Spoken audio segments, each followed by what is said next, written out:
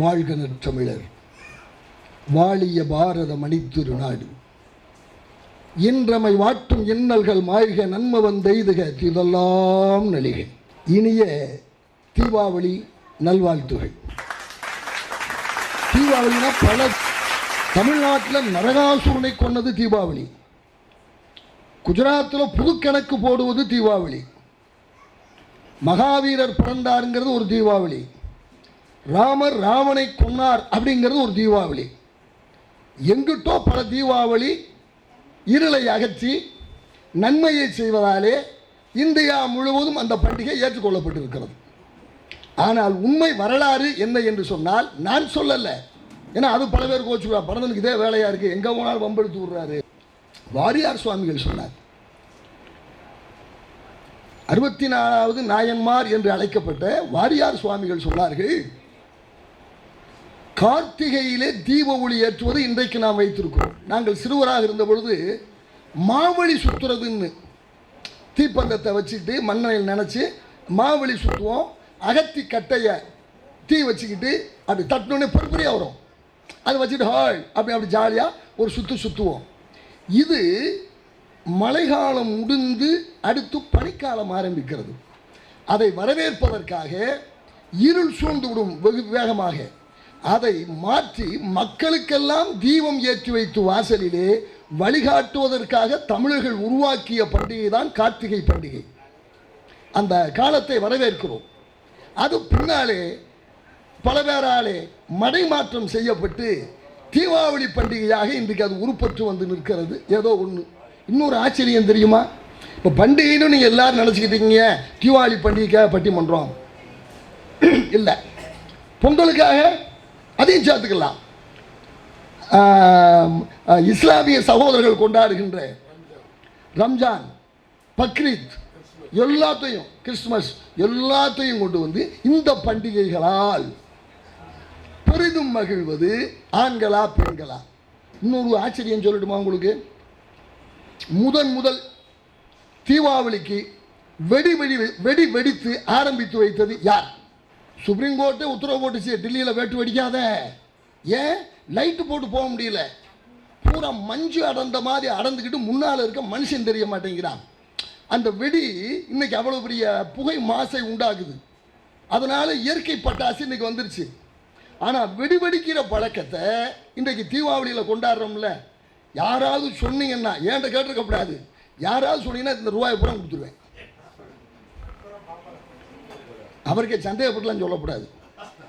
இஸ்லாமிய மன்னரான முகலாய வம்சத்தை இந்தியாவிலே ஆரம்பித்த பாபர் தான் இந்துக்கள் கொண்டாடுகின்ற தீபாவளியை தன் அரண்மையிலே கொண்டாடி வெடிக்கின்ற பழக்கத்தை இந்தியாவிலே அறிமுகம் செய்து வைத்தவர் பாபர் என்று சொல்லக்கூடிய ஒரு இஸ்லாமிய மன்னர்.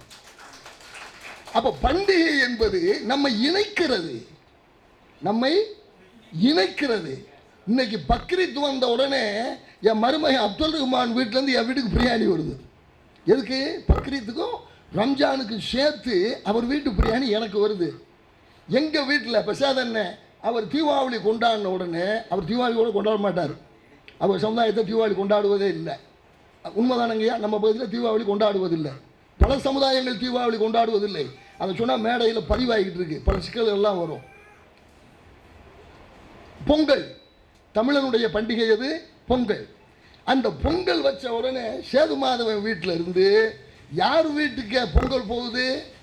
இமானுவேல் வீட்டுக்கு பொங்கல் போகுது. இமானுவேல் வீட்டில் கிறிஸ்மஸ் கொண்டாடுற உடனே கேக்கு யார் வீட்டுக்கு வருது? ஜான்சி ராணி வீட்டுக்கு போகுது. அப்போ மதங்கள் எப்படி மனிதர்களை இணைக்கின்றன என்பதோடு பண்டிகைகள் அதை இறுக்கமாக ஆக்குகிறது. மனிதன் நேசிப்பதுதான் மனிதம். அந்த மனிதத்தை உருவாக்குவது பண்டிகைகள் என்பது சிறப்பு என்பதனாலே அந்த பண்டிகைகளை இப்போ கொண்டாடி மகிழ்கிறோம். எல்லாருமே மகிழ்கிறோம், ஆம்பளையும் மகிழ்கிறோம், ஆணும் மகிழ்கிறோம், பெண்ணும் மகிழ்கிறோம். இங்கே சுப்பிரமணியம் சொன்ன மாதிரி சிறுவர்கள் அதிக மகிழ்ச்சி அடைகிறாங்க. நாங்களாம் தீபாவளி வந்துட்டா முதல் நாள் தூங்கவே மாட்டோம். இப்போ ஒரு 5 நாளைக்கு முந்தி வெண்மதி என் பேத்தி ஏதோ ஒரு நிகழ்வு எதுக்கு போகிறதுக்குன்னு இப்போ நினைவில் இரவு முழுக்க 2:30 மணி வரை முழிச்சுக்கிட்டே இருக்கு. என்னம்மா சுருளியில் போய் பறவைகளை கண்காணிப்பதற்குன்னு ஒரு இப்போ நடத்தி போனாங்க. சாரல் விழாவெலாம் இல்லை, அது சோரல் விழா. இது பறவைகளை கண்காணிப்பு வனத்துறை ஏற்பாடு பண்ணி அங்கே போனீங்கன்னா அந்த குழந்தைக்கு ஒரு உற்சாகம் பாருங்கள். ராத்திரி தூக்கமே வரல. அதுக்கு தூங்குவாமல் ராய்ச்சி 2:30 மணிக்கு நான் யூரின் போகலாம் அப்படின்னு, மன்னிக்கணும், சிறுநீர் கழிக்கலாம் அப்படின்னு எந்திரிக்கிறேன். இது போய் உட்காந்து என்னம்மா பறவையை பார்க்கணும். அப்போ மனசுக்குள்ள பதிஞ்சு ஓதுவாருங்க. ஏன்னா அது ஒரு ஆனந்தம், ஒரு மகிழ்ச்சி. அதுபோல் தீபாவளி வருது, பொங்கல் வருதுன்னா ராத்திரி தூக்கமே வராதா? ஒன்றும் வேணாம், மதுரைக்கு போகிறது அப்படிங்கிறது ஒரு காலத்தில் பண்டிகை எங்களுக்கு. ஏய் நாங்கள் மதுரைக்கு போகிறோம் அப்படின்னு ராத்திரி முழுக்க தூக்கம் வருமா? வரவே வராது சார். உங்களுக்கு வந்திருக்கா தூக்கம்? வந்திருக்காது, யாருக்கும் வந்திருக்காது. இது ஒரு உளவியல், மனிதனை மகிழ்ச்சிப்படுது. மகிழ்ச்சி வந்தோடனே தூக்கம் வந்தாலும் சரி தூக்கம் வராது. அப்போ தூங்காமல் உட்காந்துருந்து எப்படா முடியும், காலை எப்படா முடியும், எந்திரிச்சோட வேட்டு போடணும், என்னையோ நான் தான் முதல் வேட்டு போடுவேன் அப்படி அந்த மகிழ்ச்சி தருது பார்த்தீங்களா? அந்த மகிழ்ச்சி அதிகம் 2 பேருக்கு இருக்குது. யாருக்கு என்பது தான் இன்றைக்கு பட்டிமன்றம். இன்னும் ஒரு காலத்தில், பழைய பண்டிகை காலத்தில், நான் சொல்கிறது ஏறத்தாழ ஒரு 60 ஆண்டுகளுக்கெல்லாம் முன்னால், கம்பத்தில் ஜவுளி கடைன்னு எண்ணி போனால் 8 கடை இருக்கும். அது இந்த இடத்துல தான் அந்த கடை எல்லாமே இருந்துச்சு. இப்போ எங்கே பார்த்தாலும் கடை, எங்கே பார்த்தாலும் கடை. இப்போ வீட்டில் சொன்னால் வைவாங்க, எல்லா தாய்மார்களும் நிறைய வந்திருக்கீங்க.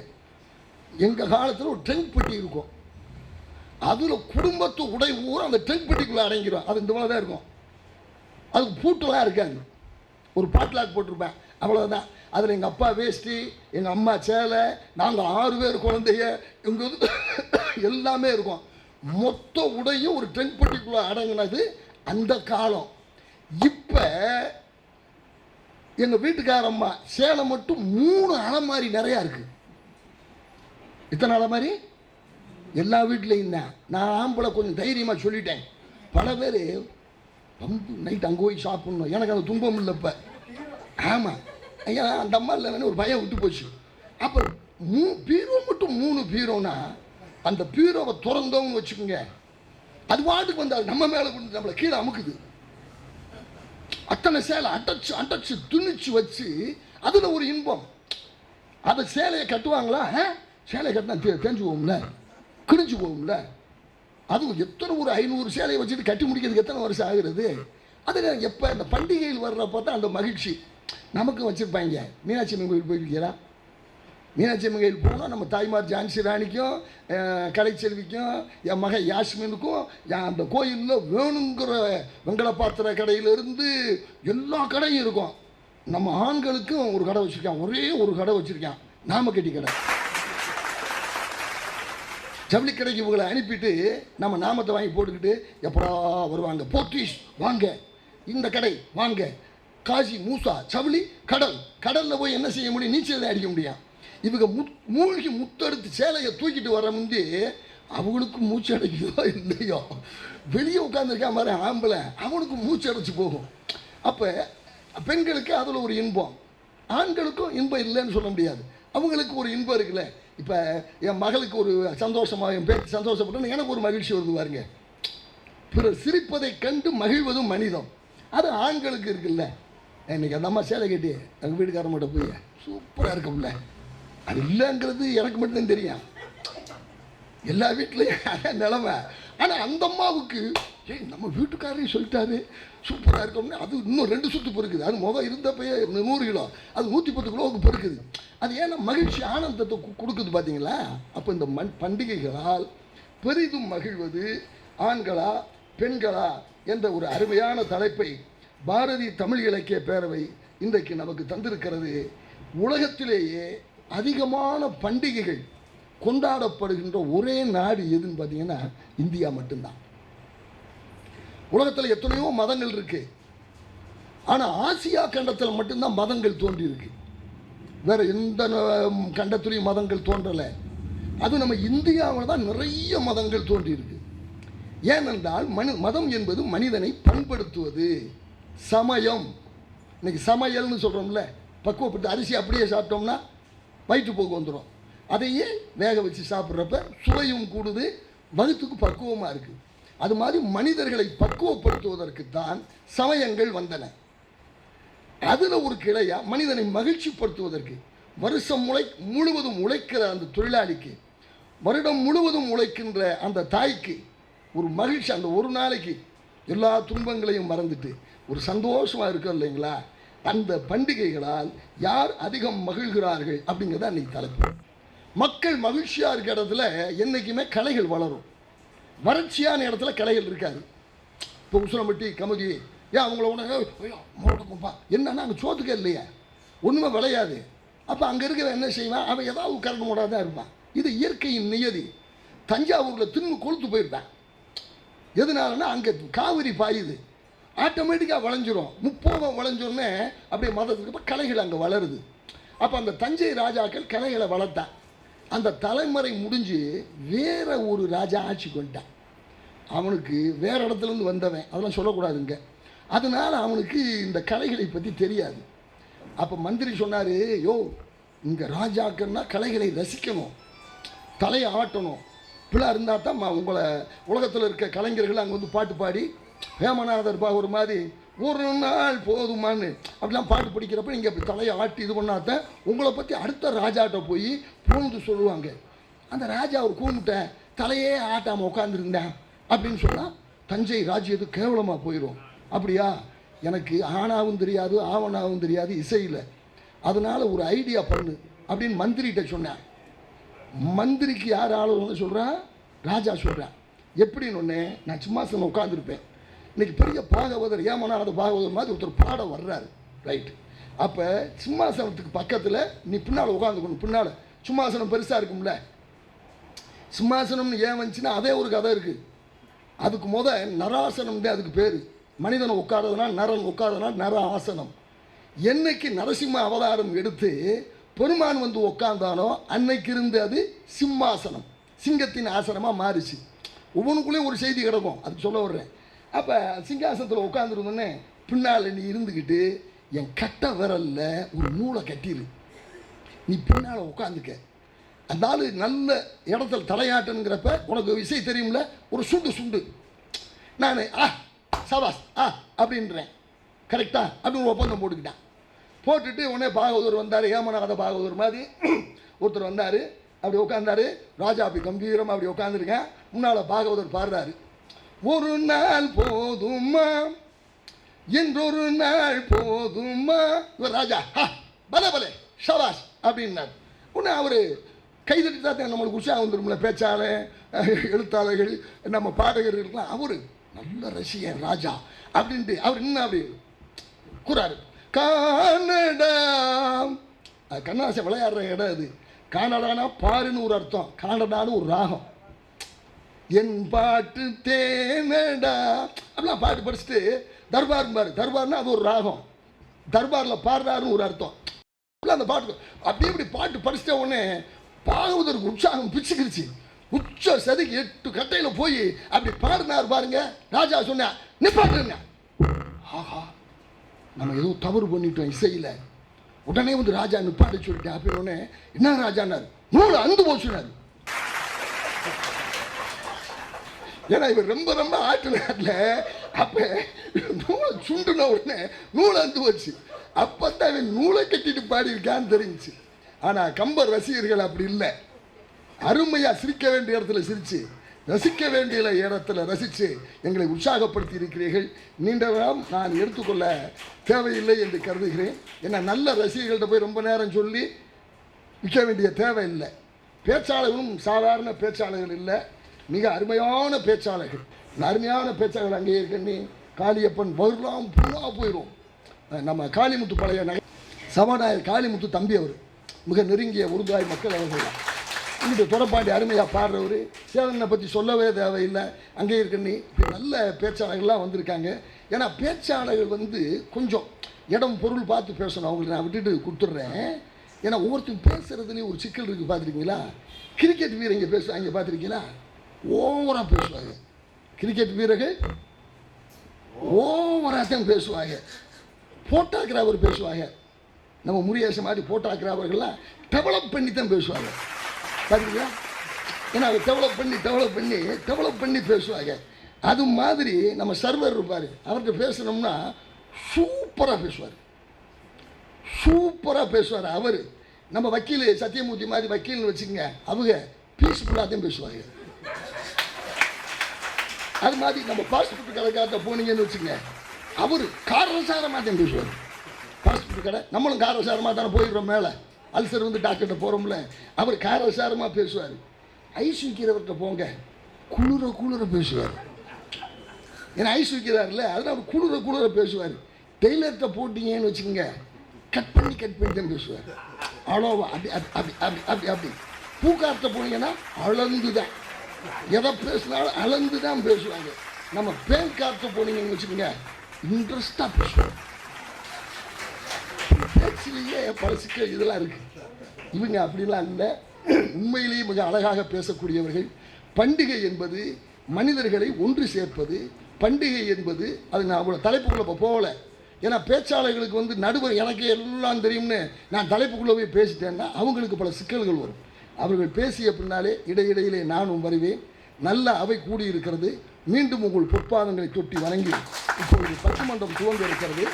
பட்டிமன்றத்தை போற்றுவதற்கு பண்டிகைகளால் பெரிதும் மகிழ்வது ஆடவரே. ஏன்னா ஆம்பளை தானே முன்னுரிமை கொடுக்குறோம். என்னாலையும் பெண்ணு திறமை இருந்தாலும் யாஸ்மின் நீ அங்கே உட்காரு, நான் வந்து பாட்டு படிக்கிறேன், என் மாப்பிள்ளை வர்றாரு. அவங்க தான் அங்கேருந்து இயக்குறாங்க. ஆனாலும் வாயசைக்கிறது யார்? அப்துல் ரஹ்மான் தானே. அவர் தானே வெளியே தெரிகிறாரு. அடி வேறு வெளியே தெரியல. இன்றைக்கி பெண்கள் இல்லைன்னா பல குடும்பமே இல்லை, இல்லைங்களா? அதனால் அந்த ஆடவருக்கு முக்கியத்துவம் கொடுத்து பண்டிகைகள்னு வந்துட்டால் பெரிதாக மகிழ்வது ஆண்கள் தாங்க மகிழ்ச்சி அடைகிறாங்க. பெண்களுக்கு என்ன மகிழ்ச்சி இருக்குது இல்லை என்று பேசுவதற்கு சிவகாசியிலிருந்து நகைச்சுவை மன்னன் எங்கள் அன்பிற்குரிய அண்ணன் காளியப்பன் அவர்கள் இப்பொழுது வருகை தருகிறார்கள். நல்லவே எண்ணல் வேண்டும், திண்ணிய நெஞ்சம் வேண்டும், தெளிந்த நல்லறிவு வேண்டும் என்று பாட்டு வரிகளால் நம்முடைய இதயத்தை எல்லாம் தொட்ட பாட்டுக்கொரு உலவன் பாரதியையும் அவன் பாடிய பராசக்தியையும் வாழ்த்தி வணங்கி இன்றைய நகைச்சுவை பட்டிமன்றத்தினுடைய நடுவர் நித்திரை கவிஞர்கள் மத்தியில் பிறந்த முத்திரை கவிஞன் முண்டாசு பாரதியை தன்னுடைய எண்ணத்திலும் இதயத்திலும் வைத்து நாளும் நடைபெற்றுக் கொண்டிருக்கின்ற கம்பம் தந்த கனித்தமிழ் பேச்சாளர், என்னை தமிழகமெல்லாம் அறிமுகப்படுத்திய என்னுடைய அன்பிற்கும் போற்றுதலுக்கும் உரிய பாரதன் அவர்களை வாழ்த்தி வணங்கி, கரும்பு அடிப்பக்கம் மட்டும்தான் இனிக்கும், கற்கண்ட எந்த பக்கம் கடிச்சாலும் இனிக்கும். என்னுடைய கவிஞர் பாரதன் அவர்கள் கற்கண்டு. அவர் பேச்சினாலும் இனிப்பார், எழுத்தினாலும் இனிப்பார், கவிதையினாலும் இனிப்பார், பழக்கம் என்றாலும் இனிப்பார், பண்பாடு என்றாலும் இனிப்பார். அந்த நல்ல கைதட்டலாம். அந்த நல்ல மனிதரை வாழ்த்தி வணங்கி ஒரு அருமையான தலைப்பு. அதிலையும் இன்றைக்கு கம்பம் பாரதி தமிழ் இலக்கிய பேரவை, கம்பம் நூலக வாசகர் வட்டம் என்ற ரெண்டும் இணைந்து நடத்துகின்ற ஒரு நல்ல விழாவிலே பேசுவதற்கு கிடைத்த பெரிய வாய்ப்பினை நன்றியை சொல்லி, வாதிட வந்திருக்கின்ற அறிஞர்களுக்கு நன்றியை சொல்லி, முன்னால் அமர்ந்திருக்கின்ற இந்த நகரத்தினுடைய முக்கியவர்களில் ஒருவர் முக்கியமான நண்பர்களையும் வாழ்த்தி வணங்கி, பல பேர் எனக்கு தெரிஞ்சவங்க. ஒவ்வொருத்தருடைய பேரை சொன்னா அது வகுப்புல வருகை பதிவேடு எடுத்த மாதிரி இருக்குங்கிறதுனால நான் வருகை பதிவேடு எடுத்து 20 வருஷம் ஆச்சு. நாம் பணி நிறைவாகி 20 ஆண்டுகள் ஆச்சு. 79 வயதில் ஓடிக்கொண்டிருக்கின்ற இளைஞன் இன்னைக்கு உங்கள்கிட்ட பேசிட்டு இருக்கேன். எனக்கு மகிழ்ச்சி என்னன்னா, ஒரு இந்துவா பிறந்திருந்தா அவன் கட்டாயம் ஒரு தடவை காசிக்கு போயிருக்கணும். ஒரு கிறிஸ்தவனா பிறந்திருந்தால் அவன் கட்டாயம் ஒரு தடவை வேளாங்கண்ணிக்கு போயிருக்கணும். ஒரு இஸ்லாமியரா பிறந்திருந்தா கட்டாயம் ஒரு தடவை மெக்காவுக்கு போயிருக்கணும். ஒரு பட்டிமன்ற பேச்சாளராக இருந்தால் கட்டாயம் ஒரு தடவை இந்த கம்பம் நகரத்திற்கு வந்திருக்க வேண்டும். ஏன்னா பண்படுத்தப்பட்ட மக்கள், பக்குவப்படுத்த பாரதி இலக்கிய பேரவை பண்படுத்தப்பட்ட நல்ல ரசிகர்கள்.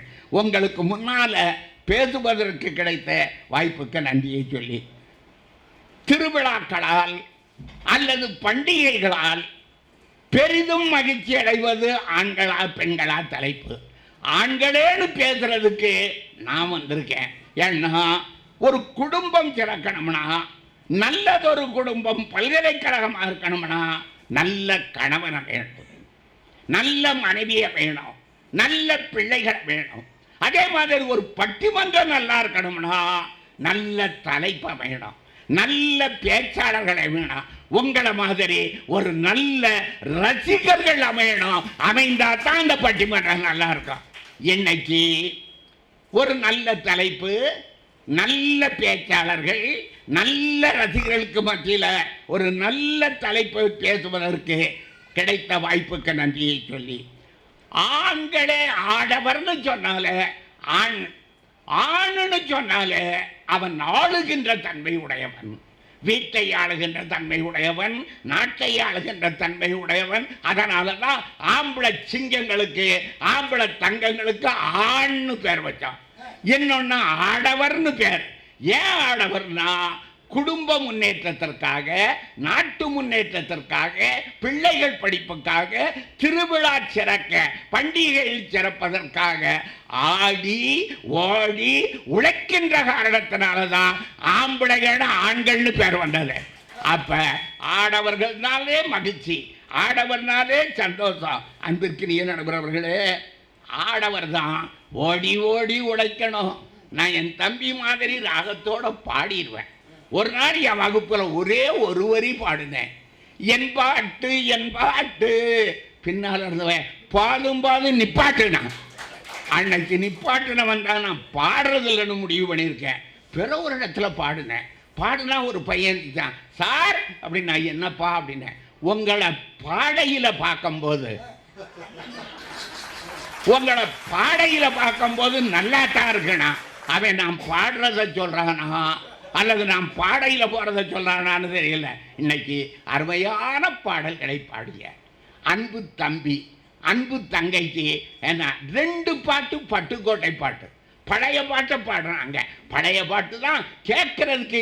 அந்த பாடல்களை பாடி நண்பர்களுக்கு நன்றி சொல்லி, ஓடி ஓடி உழைக்கணும், ஊருக்கெல்லாம் கொடுக்கணும், ஆடிப்பாடி மகிழணும், அன்பை நாளும் விதைக்கணும். அப்ப ஓடி ஓடி உழைக்கிறது ஆண், அத மாதிரி ஊருக்கெல்லாம் கொடுப்பவன் ஆண், ஆடி பாடி மகிழ்பவன் ஆண்கிறதுனாலதான் ஆடவர்னு பேர் வந்தது. நடுவர்களே, திருவிழாங்கிற பேரை பாருங்க, அந்த திருவிழாங்கிற பேரை பாருங்க. இந்த திருவிழாவை மாற்றி போட்டா விழாதிரு, திருவிழா விழாதிரு. ஒரு நல்ல சபையில ஒரு நல்ல செய்தி ரெண்டு சொல்லணும் இல்ல, அப்ப திருவிழா மாற்றி போட்டா விழாதிரு. ஒரு குடும்பம் விழாமல் இருக்கணும்னா, ஒரு தெரு விழாமல் இருக்கணும்னா, ஒரு ஊர் நல்லா இருக்கணும்னா அங்க திருவிழா கட்டாயம் கொண்டாடணும். அப்பத்தான் அந்த ஊர், அந்த தெரு, அந்த வீடு விழாமல் இருக்கும். அப்ப விழாதிரு திருவிழா அப்படின்ட்டு பேர வச்ச பாருங்க. அந்த பண்டிகைகள்னால பெரிதும் மகிழ்ச்சி அடைவது ஆண்கள் தான்னுட்டு பேசி, ஆணுன்னு சொன்னாலே மகிழ்ச்சி தான். ஏன்னா எதுல மகிழ்ச்சி? ஆண் என்ன செய்வான்? அந்த திருவிழாவுக்கு பிள்ளைகளுக்கு நல்ல உடை, அதில் குழந்தைகளுக்கு பட்டாசுனா மகிழ்ச்சி, பலகாரம்னா மகிழ்ச்சி, புத்தாடைனா மகிழ்ச்சி. என்ன அருமையா ஒரு பாட்டு, பட்டுக்கோட்டை பாட்டு, என்ன அருமையா அந்த தீபாவளியை பற்றி ஒரு அருமையான பாட்டு பாடுறாங்க பாருங்க. அந்த அந்த குழந்தைகளுக்கு மகிழ்ச்சினா அதை வாங்கி கொடுத்து மகிழ்ச்சி, அந்த பிள்ளைகள் அடைகிற மகிழ்ச்சியை பார்த்து, அந்த பிள்ளைகள் அடைகிற சந்தோஷத்தை பார்த்து சந்தோஷப்படுறது யாருன்னா ஆண்கள் தான், வாங்கி கொடுக்கறது ஆண்கள். அடுத்து இன்னைக்கு இளைஞர்களை எடுத்துக்கிட்டா, அந்த காலத்தில் சினிமா, தீபாவளி வந்தா திரைப்படத்துக்கு போறது தான் அந்த காலத்தில். என்ன ஆண்டுக்கு ஆண்டு, தேதிக்கு தேதி, 1000 இருக்குது சுபதினம். பாருங்க, நான் தொடங்குறதுக்கு முன்னால நம்ம நடுவர் அந்த பாட்டை சொல்றாருன்னு சொன்னா, அந்த பாட்டுல அடுத்தவர் நலத்தை நினைப்பவர் தமக்கு ஆயுள் முழுவதும் சுபதினம்னாலும் அதுல வார்த்தை என்னன்னா, அடுத்தவர் நலத்தை நினைப்பவர் தமக்கு ஆயுள் முழுவதும் சுபதினம்னார். அப்ப அடுத்தவர்கள் நினைத்த மனைவியை நினைச்சு, குழந்தைகளை நினைச்சு சந்தோஷப்படுவது யாருன்னா, மகிழ்ச்சி அடைவது யாருன்னா, இவன் என்ன செய்வான், 100 ரூபா வேட்டியை வாங்கிட்டு வந்திருப்பாரு, 100 ரூபா லுங்கியை வாங்கிக்கிட்டு இருப்பார். மனைவிக்கு 5000 ரூபா கொடுத்து சேலை எடுத்துட்டு வானாரு. அவன் சேலை எடுத்துட்டு வந்தான். அப்ப சேலை எப்படி இருக்குன்னு கேட்டார். அவ ஒரே வார்த்தை இருக்கு அப்படின்னா. எப்படி இருக்கு அப்படின்னா என்ன, கொஞ்சம் கோபமான ஆளா இருந்தா 2 இருக்கிருப்பான். இருக்கிட்டு வீட்டில் இவனால இருக்க முடியாது.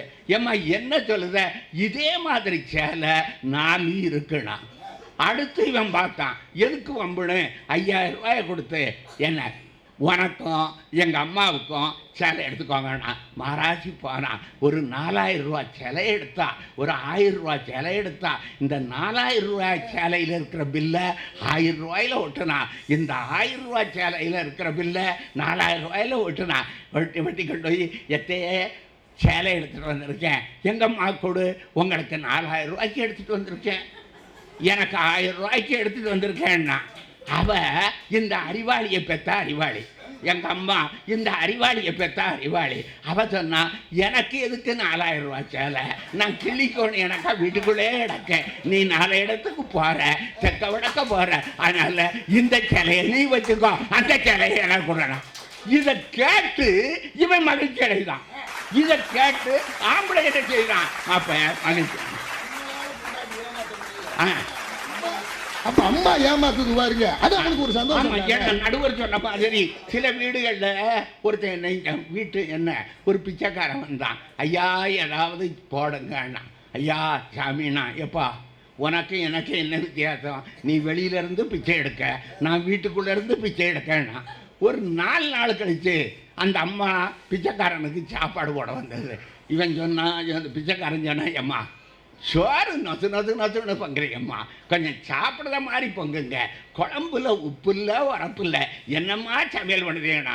அவ்வளவுதான் அவளுக்கு கோபம் வந்தது. என் பிச்சைக்காரன் நாயே, 20 வருஷமா என் புருஷன் சாப்பிடுதான், ஒரு நாளாவது கேட்டதில்லை, நீ சோறு குழஞ்சு போயிருக்கு, குழம்பு உப்பு இல்லை, என்ன பேசிகிட்டு இருக்க, பார்த்துக்கோ விளக்கமாறு பிஞ்சிருமுண்ணா அண்ணா. அப்போ அவன் சொன்னான், என் புருஷனே கேட்டதில்லன்னு அண்ணே. அவன் குட்டை உடைச்சிட்டான்.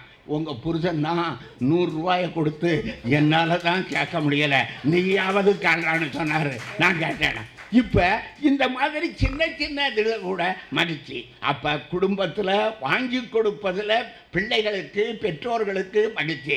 2வது குடும்பம்னு சொன்னாலே, திருவிழான்னு வந்த சொன்னாலே, எங்கள் கிராமத்தில் பார்த்தீங்கன்னா, வருந்தாதே ஏழை மனமே, வரும் காலம் நல்ல காலம், மனம் போல இன்ப நேரம், திருநாளும் வந்து சேரும். பழைய ராகத்தோட பாடியிருக்கலாம். என் தம்பினா என்ன அற்புதமாக பாடியிருப்பார், பாடுவார். அப்ப மனம் போல இன்ப நேரம், திருநாளும் வந்து நேரம். அதுலேயும் சில மக்கள் இருக்காங்க, என்ன பெண்களில் பெரும்பகுதி 100க்கு ஒரு 95 பேர் குடிக்கிறது இல்லை. ஆனால் ஆண்கள் அதையும் கிராமத்தில் பார்த்தீங்கன்னா, திருவிழா வந்தாலே இவனுக்கு சந்தோஷம் என்னன்னா, அன்னைக்கு பார்த்தீங்கன்னா இவன் குடியும் குடித்தனம்மா. அதுலேயும் அந்த மதுன்னு பேர் வச்சான் பாருங்க.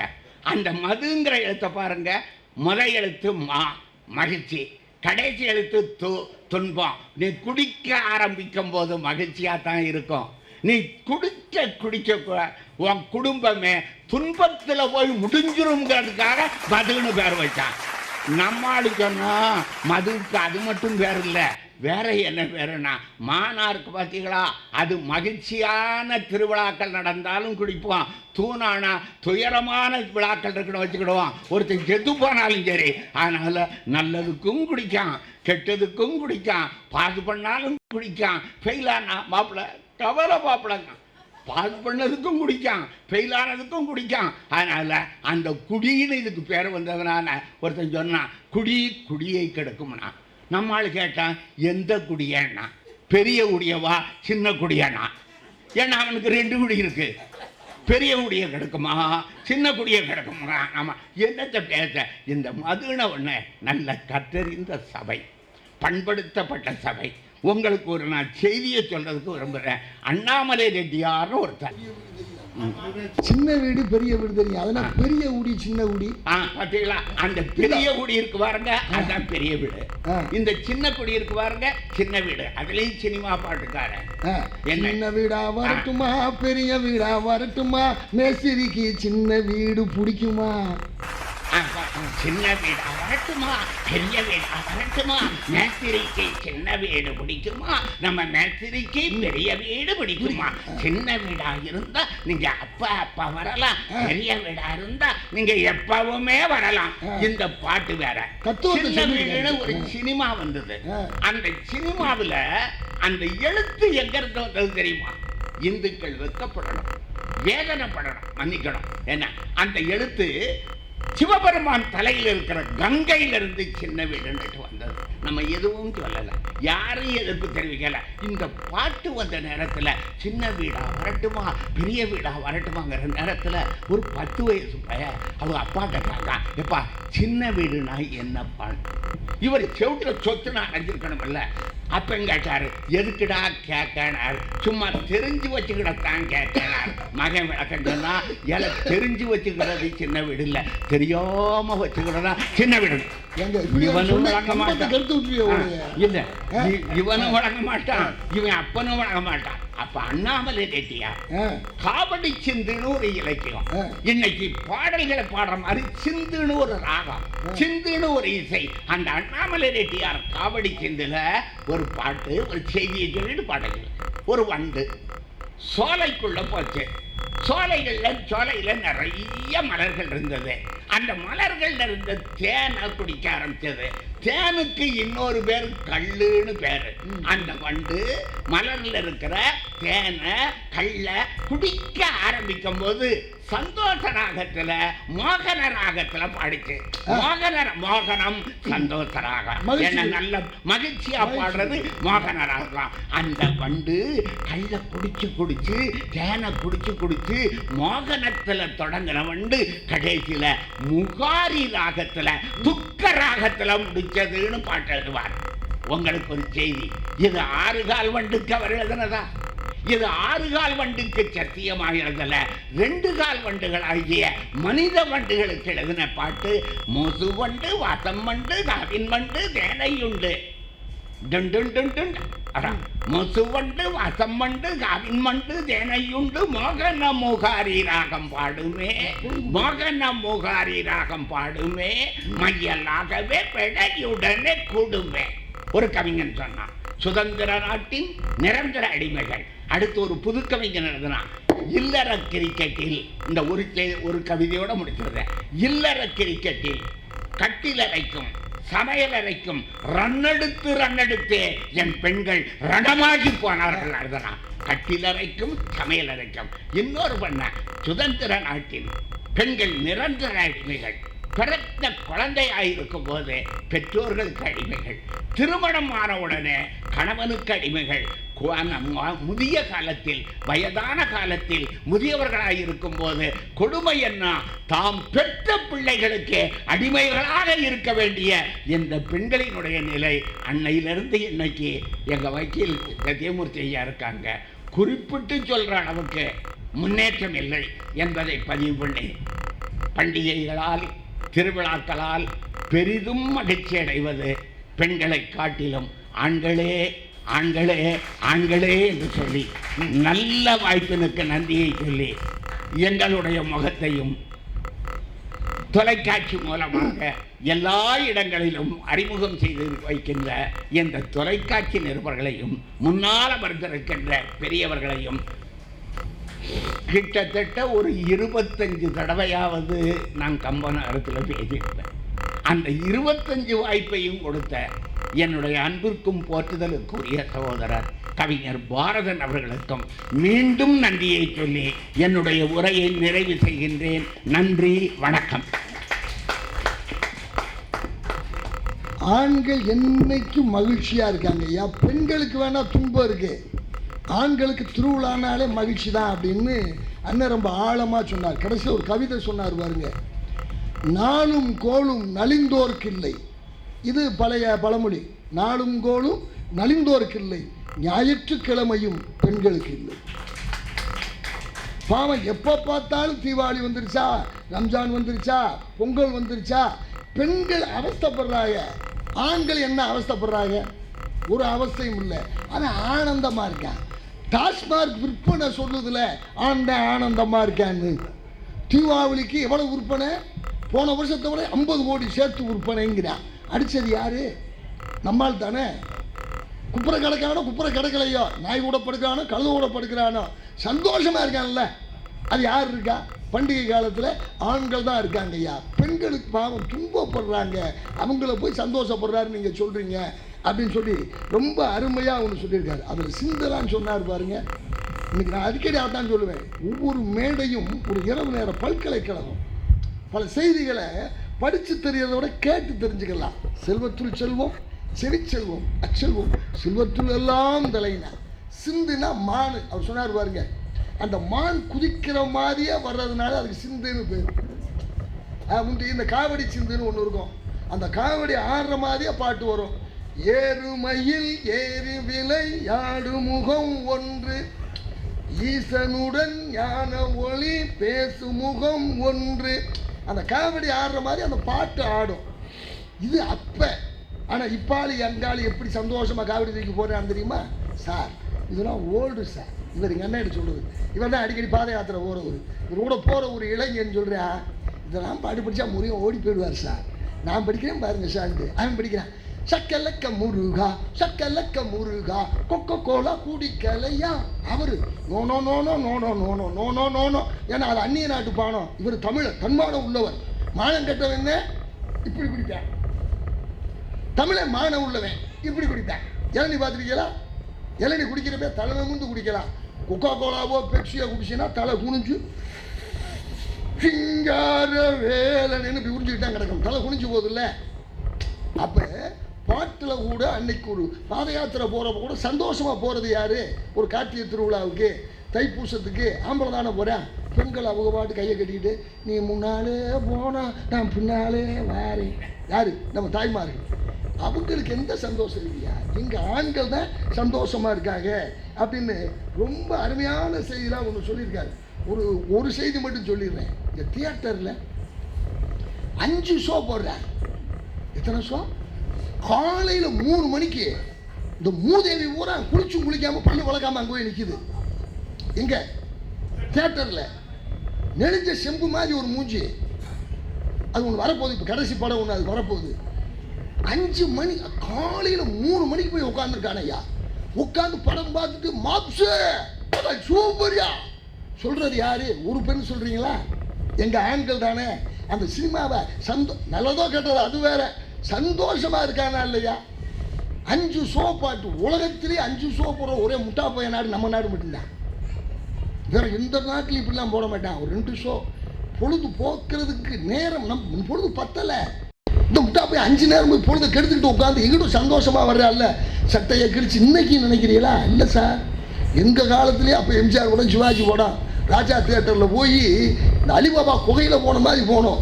40 பைசா டிக்கெட்டுக்கு. ஒருத்தன் தாள் மேலே ஒருத்தன் மேலே ஏறி உள்ளே போய் பனியனை புழிஞ்சா இவ்வளோ தண்ணி வரும். அப்போ எங்கே இருக்க என்ன, அப்போ எங்கே இருக்க என்ன, கிறுக்கு இப்போ கூடி இருக்கு, அவ்வளோதான். அப்போ சந்தோஷமாக இருக்கிறது யார்? ஒரு பண்டிகைன்னு வந்துட்டா தீபாவளி 5 ஷோ போட்டால் சீட்டி அடிக்கிறவன் யாருக்கு போது அது நம்மளுக்கு வரமாட்டேங்குது. அதெல்லாம் அது தேசிய கீதம். இந்தியாவில் தான் எங்கள் சத்தியமூர்த்தி அடிப்பார். இப்போ தேசிய கீதம் முழங்கும் பாருங்க. இந்த தேசியத்தை கண்டுபிடிச்சதே தமிழங்க. இப்படி தியேட்டரில் போய் என்னைக்கா ஒரு பொம்பளை ஒரு சீட்டி அடிச்சு பார்த்துருக்கோமா? இருக்கா? அப்போ மகிழ்ச்சி அடைகிறாங்களா? அவங்க பாவம் சோறாக்கி வச்சுட்டு 8 மணி நேரம் போடுவாங்க. எதை? 2 மணி நேரம் சினிமாவை 8 மணி நேரம் போட்டு அதை இந்த பொம்பளையால் உட்காந்து இப்படி இந்த விளம்பரத்தை மாத்திர அங்கிட்டு ஒரு விளம்பரம், அந்த விளம்பரத்தை மாத்திர அங்கிட்டு ஒரு விளம்பரம். அவ்வளவு பொறுமையாக உட்காந்து கஷ்டப்படுறது பெண்கள் தான். நம்மளால் அப்படி இல்லை. விடுமே போவேன் அப்படின்னு அங்கே போய் விசில் அடிச்சு ஹாய் அப்படின்ட்டு வந்துடுறாள்ல. அப்போ மகிழ்ச்சியாக இருக்கிறது யாரு? ஆண்கள் தான். ஐயா ரொம்ப அருமையாக சொல்லியிருக்காரு. இதுக்கெல்லாம் பதில் சொல்லணும்னா சாதாரண ஆள்லாம் வந்துடக்கூடாது. அவர் பாட்டுக்கு போக வேண்டிய ஆளு. இப்ப பேச்சுக்கு வந்திருக்காரு. அருமையாக பேசி அவருக்கு ஒரு பேரை நான் வச்சிருக்கேன், கருப்பு எம்ஜிஆர். அது புதிய வானம் எங்க புதிய பூமி சிம்லால போய் தமிழ்ல பாட்டு பிடிச்சிட்டு பறிஞ்சாரு. அது எப்படி கையை அங்கே இருக்கிற ஏன்னா எதுக்கு கிரிக்கெட் மாதிரி கத்திட்டே வர ரோட்டில் சிம்லாக்கார என்ன நடப்பேன். இப்போ நான் இருக்கேன் பம்பாய்க்கு போனேன். அங்கே போயிட்டு நான் ரோட்டில் போய் ஒரு பையன் தூக்கி வச்சுட்டு புதிய வானம் புதிய பூமினா கேரளாவில் திருவனந்தபுரத்தில் போயின்னு வச்சுக்கிறோம். ஏன்னா எனக்கு இந்தியா சரியா வராது, கொஞ்சம் தான் தெரியும். திருவனந்தபுரத்தில் போய் புதிய வானம் புதிய பூமினா இயாள் வட்டானம் ஏண்டா இயாள் இப்படி என்ன வரையினது அப்படின்னு வரா இல்லையா? அவர் கையை தூக்காம பார்த்து பாண்டின்னு வேற வச்சுருக்கேன். பாண்டினா அது வசவுங்க. இங்கே பாண்டினா நல்ல பேர், கேரளாவில் போய் பாண்டினா அது கெட்ட பேர். ஆமாம், இயாள் பாண்டியா அப்படின்னா அது அந்த எம்ஜிஆர் மாதிரியே அயாள் தான் கருப்பு. அப்படி அள்ளி வீசி பாட்டுகளை அள்ளி வீசி நம்மளை மகிழ்ச்சி படுத்துவதற்கு முதுகுளத்தூர் மண்ணிலிருந்து துரை பாண்டி.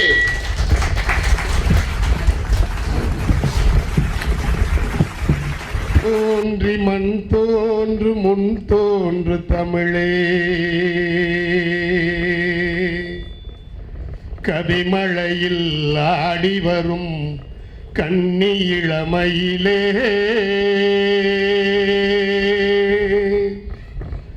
சொல்லோடு பொருளேந்தி விளையாட வந்தே,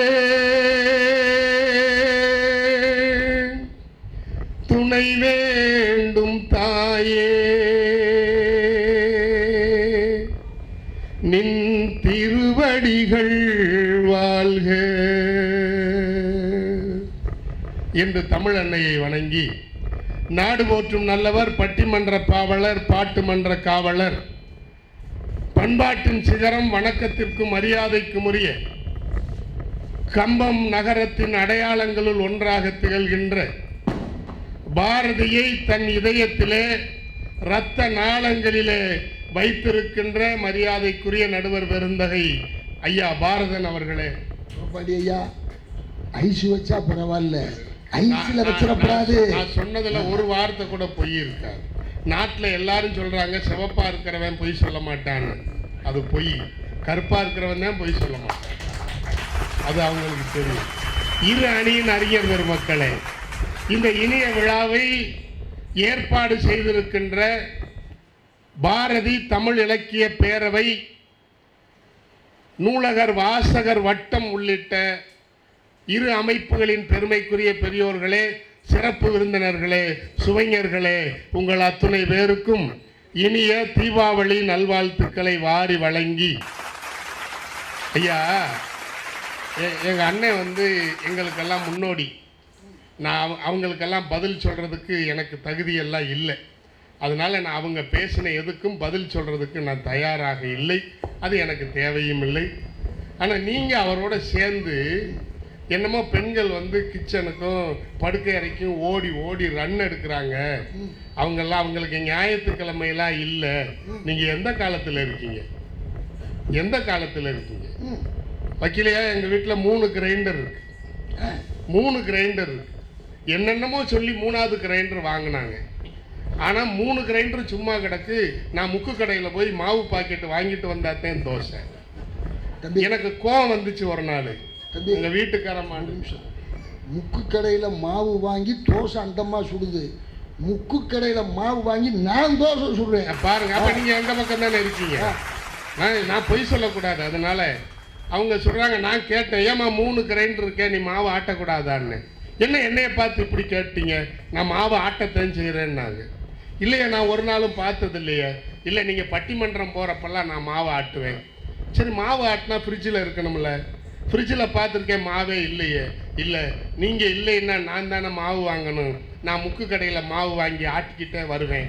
அப்போ நானும் மாவைத்தானே ஆட்டுறேன்னு சொன்னால் நல்ல ஆட்டா இருக்கு. இல்லை, இது என்ன ஐயா?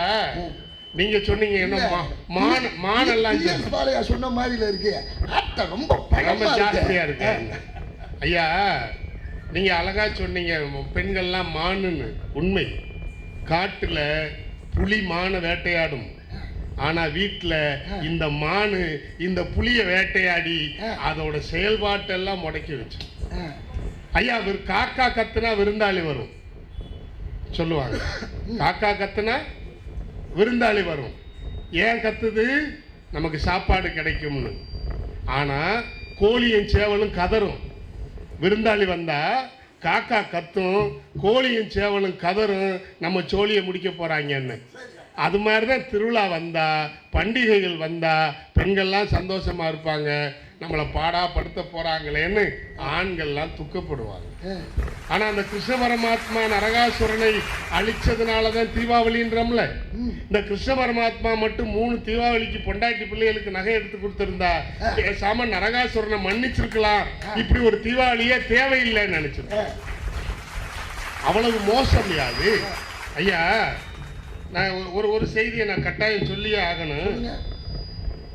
இந்த தலை தீபாவளின்னு ஒன்று வரும், எல்லாருக்கும் வரும். ஆமா, என் தங்கச்சிக்கு தம்பிக்கெல்லாம் தலையெழுத்து, அவனவன் தலையெழுத்து. அது தலையெழுத்தையா. இந்த பெண்கள் எல்லாம் நீங்க ரொம்ப உயர்வா பேசுனீங்கல்ல, நீங்க இங்க இருக்கிற பெண்களை வச்சுக்கிட்டு பேசுறீங்க. இவங்களை விட்டுட்டு வெளியில பாருங்க.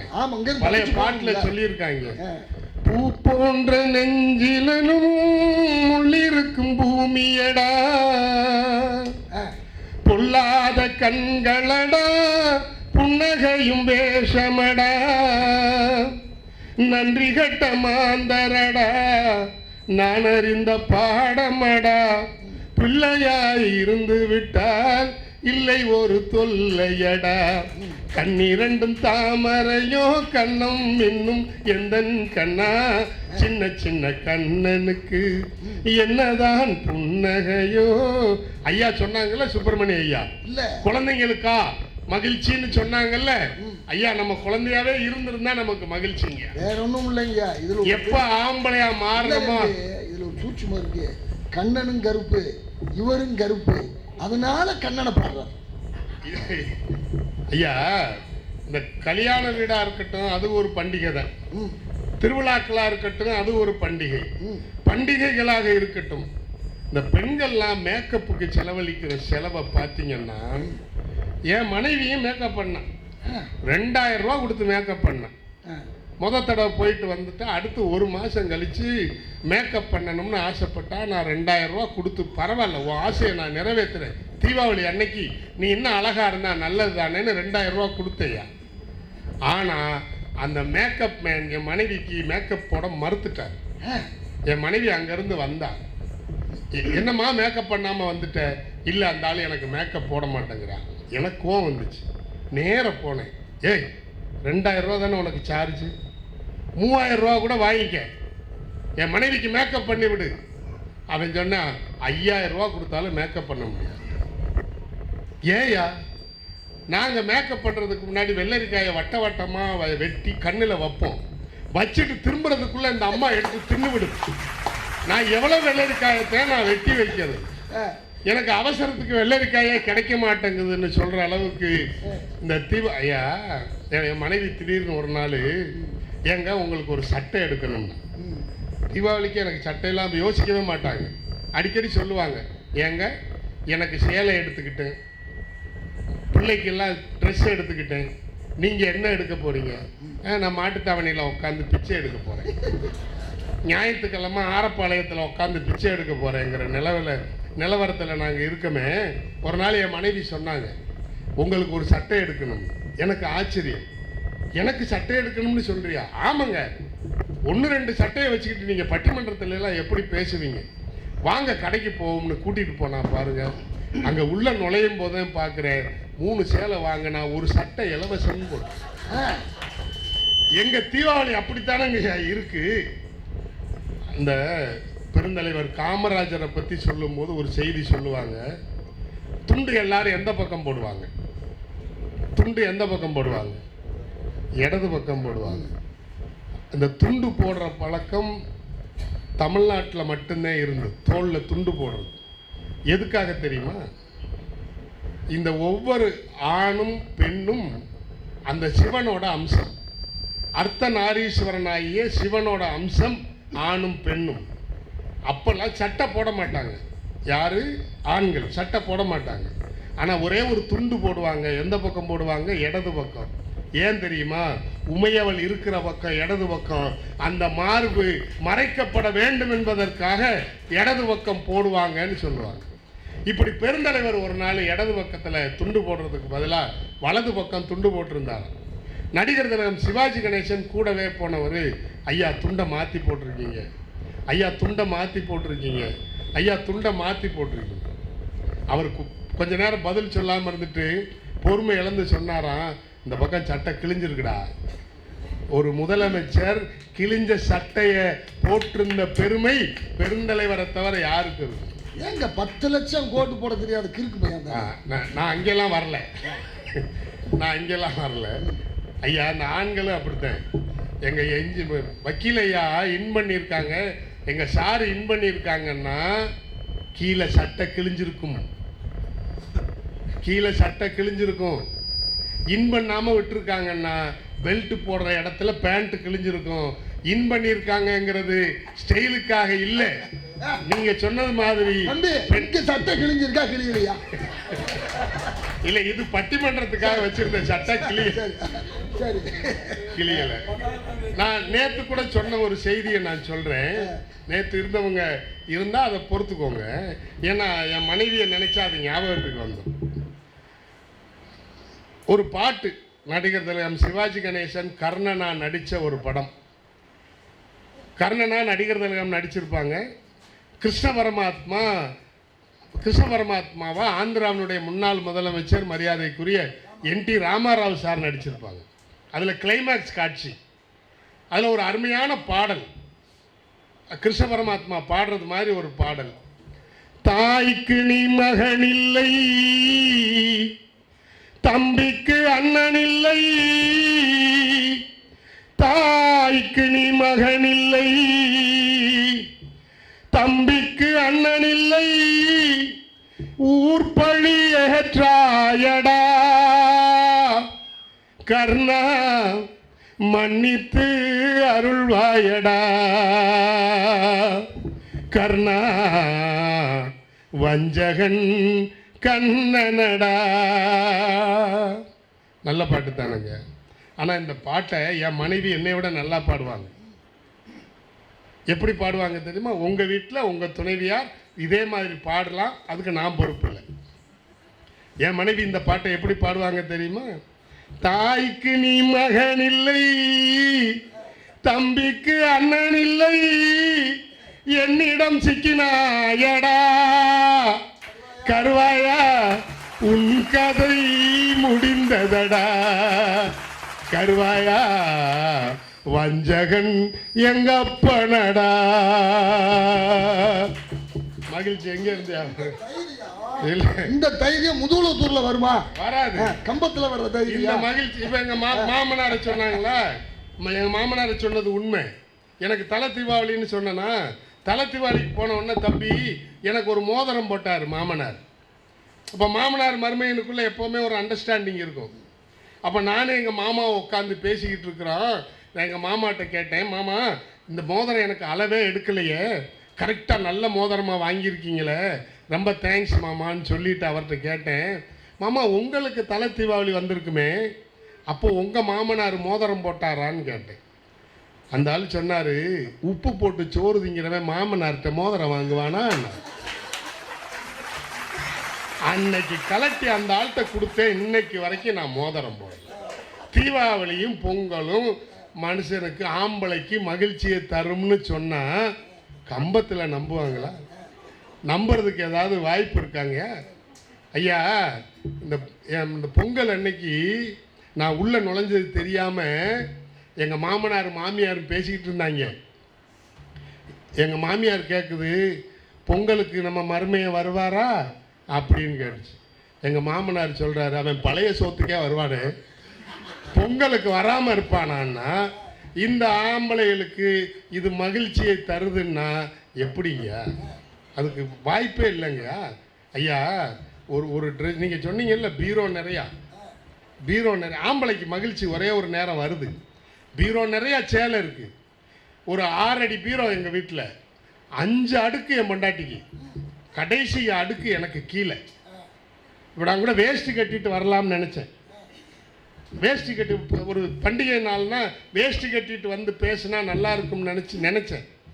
ஆனால் என் மனைவி என்ன நினைச்சாலும் தெரியல, அவன் மேலே இருக்கிற சேலையை எடுக்கிறதுக்கு இந்த கீழே இருக்கிற ரேக்கில் என் வேட்டியில் அப்படியே 2 காலையும் வச்சு தான் எடுத்தான்.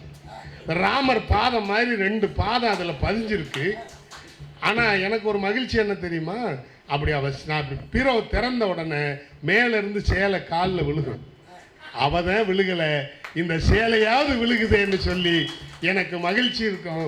இந்த மகிழ்ச்சியை தவிர ஆண்களுக்கு வேற எதுவும் மகிழ்ச்சி இருக்கிறதா எனக்கு தெரியலை. நான் நிறைவாக இப்படி பேசி முடிவு பண்ணுறேன். ஐயா மணி அடிக்கிறதுக்கு முன்னாடி நான் முடிக்கிறேன். நான் இப்போ சொல்கிறது உண்மையா இல்லையான்னு சொல்லுங்கள். நான் தாம்பரம் ரயில்வே ஸ்டேஷனில் இருக்கேன் சார். எலக்ட்ரிக் ட்ரெயினில் ஏறணும். நான் இப்படி நடந்து போகிறேன், ட்ரெயின் வந்து நிற்கிது.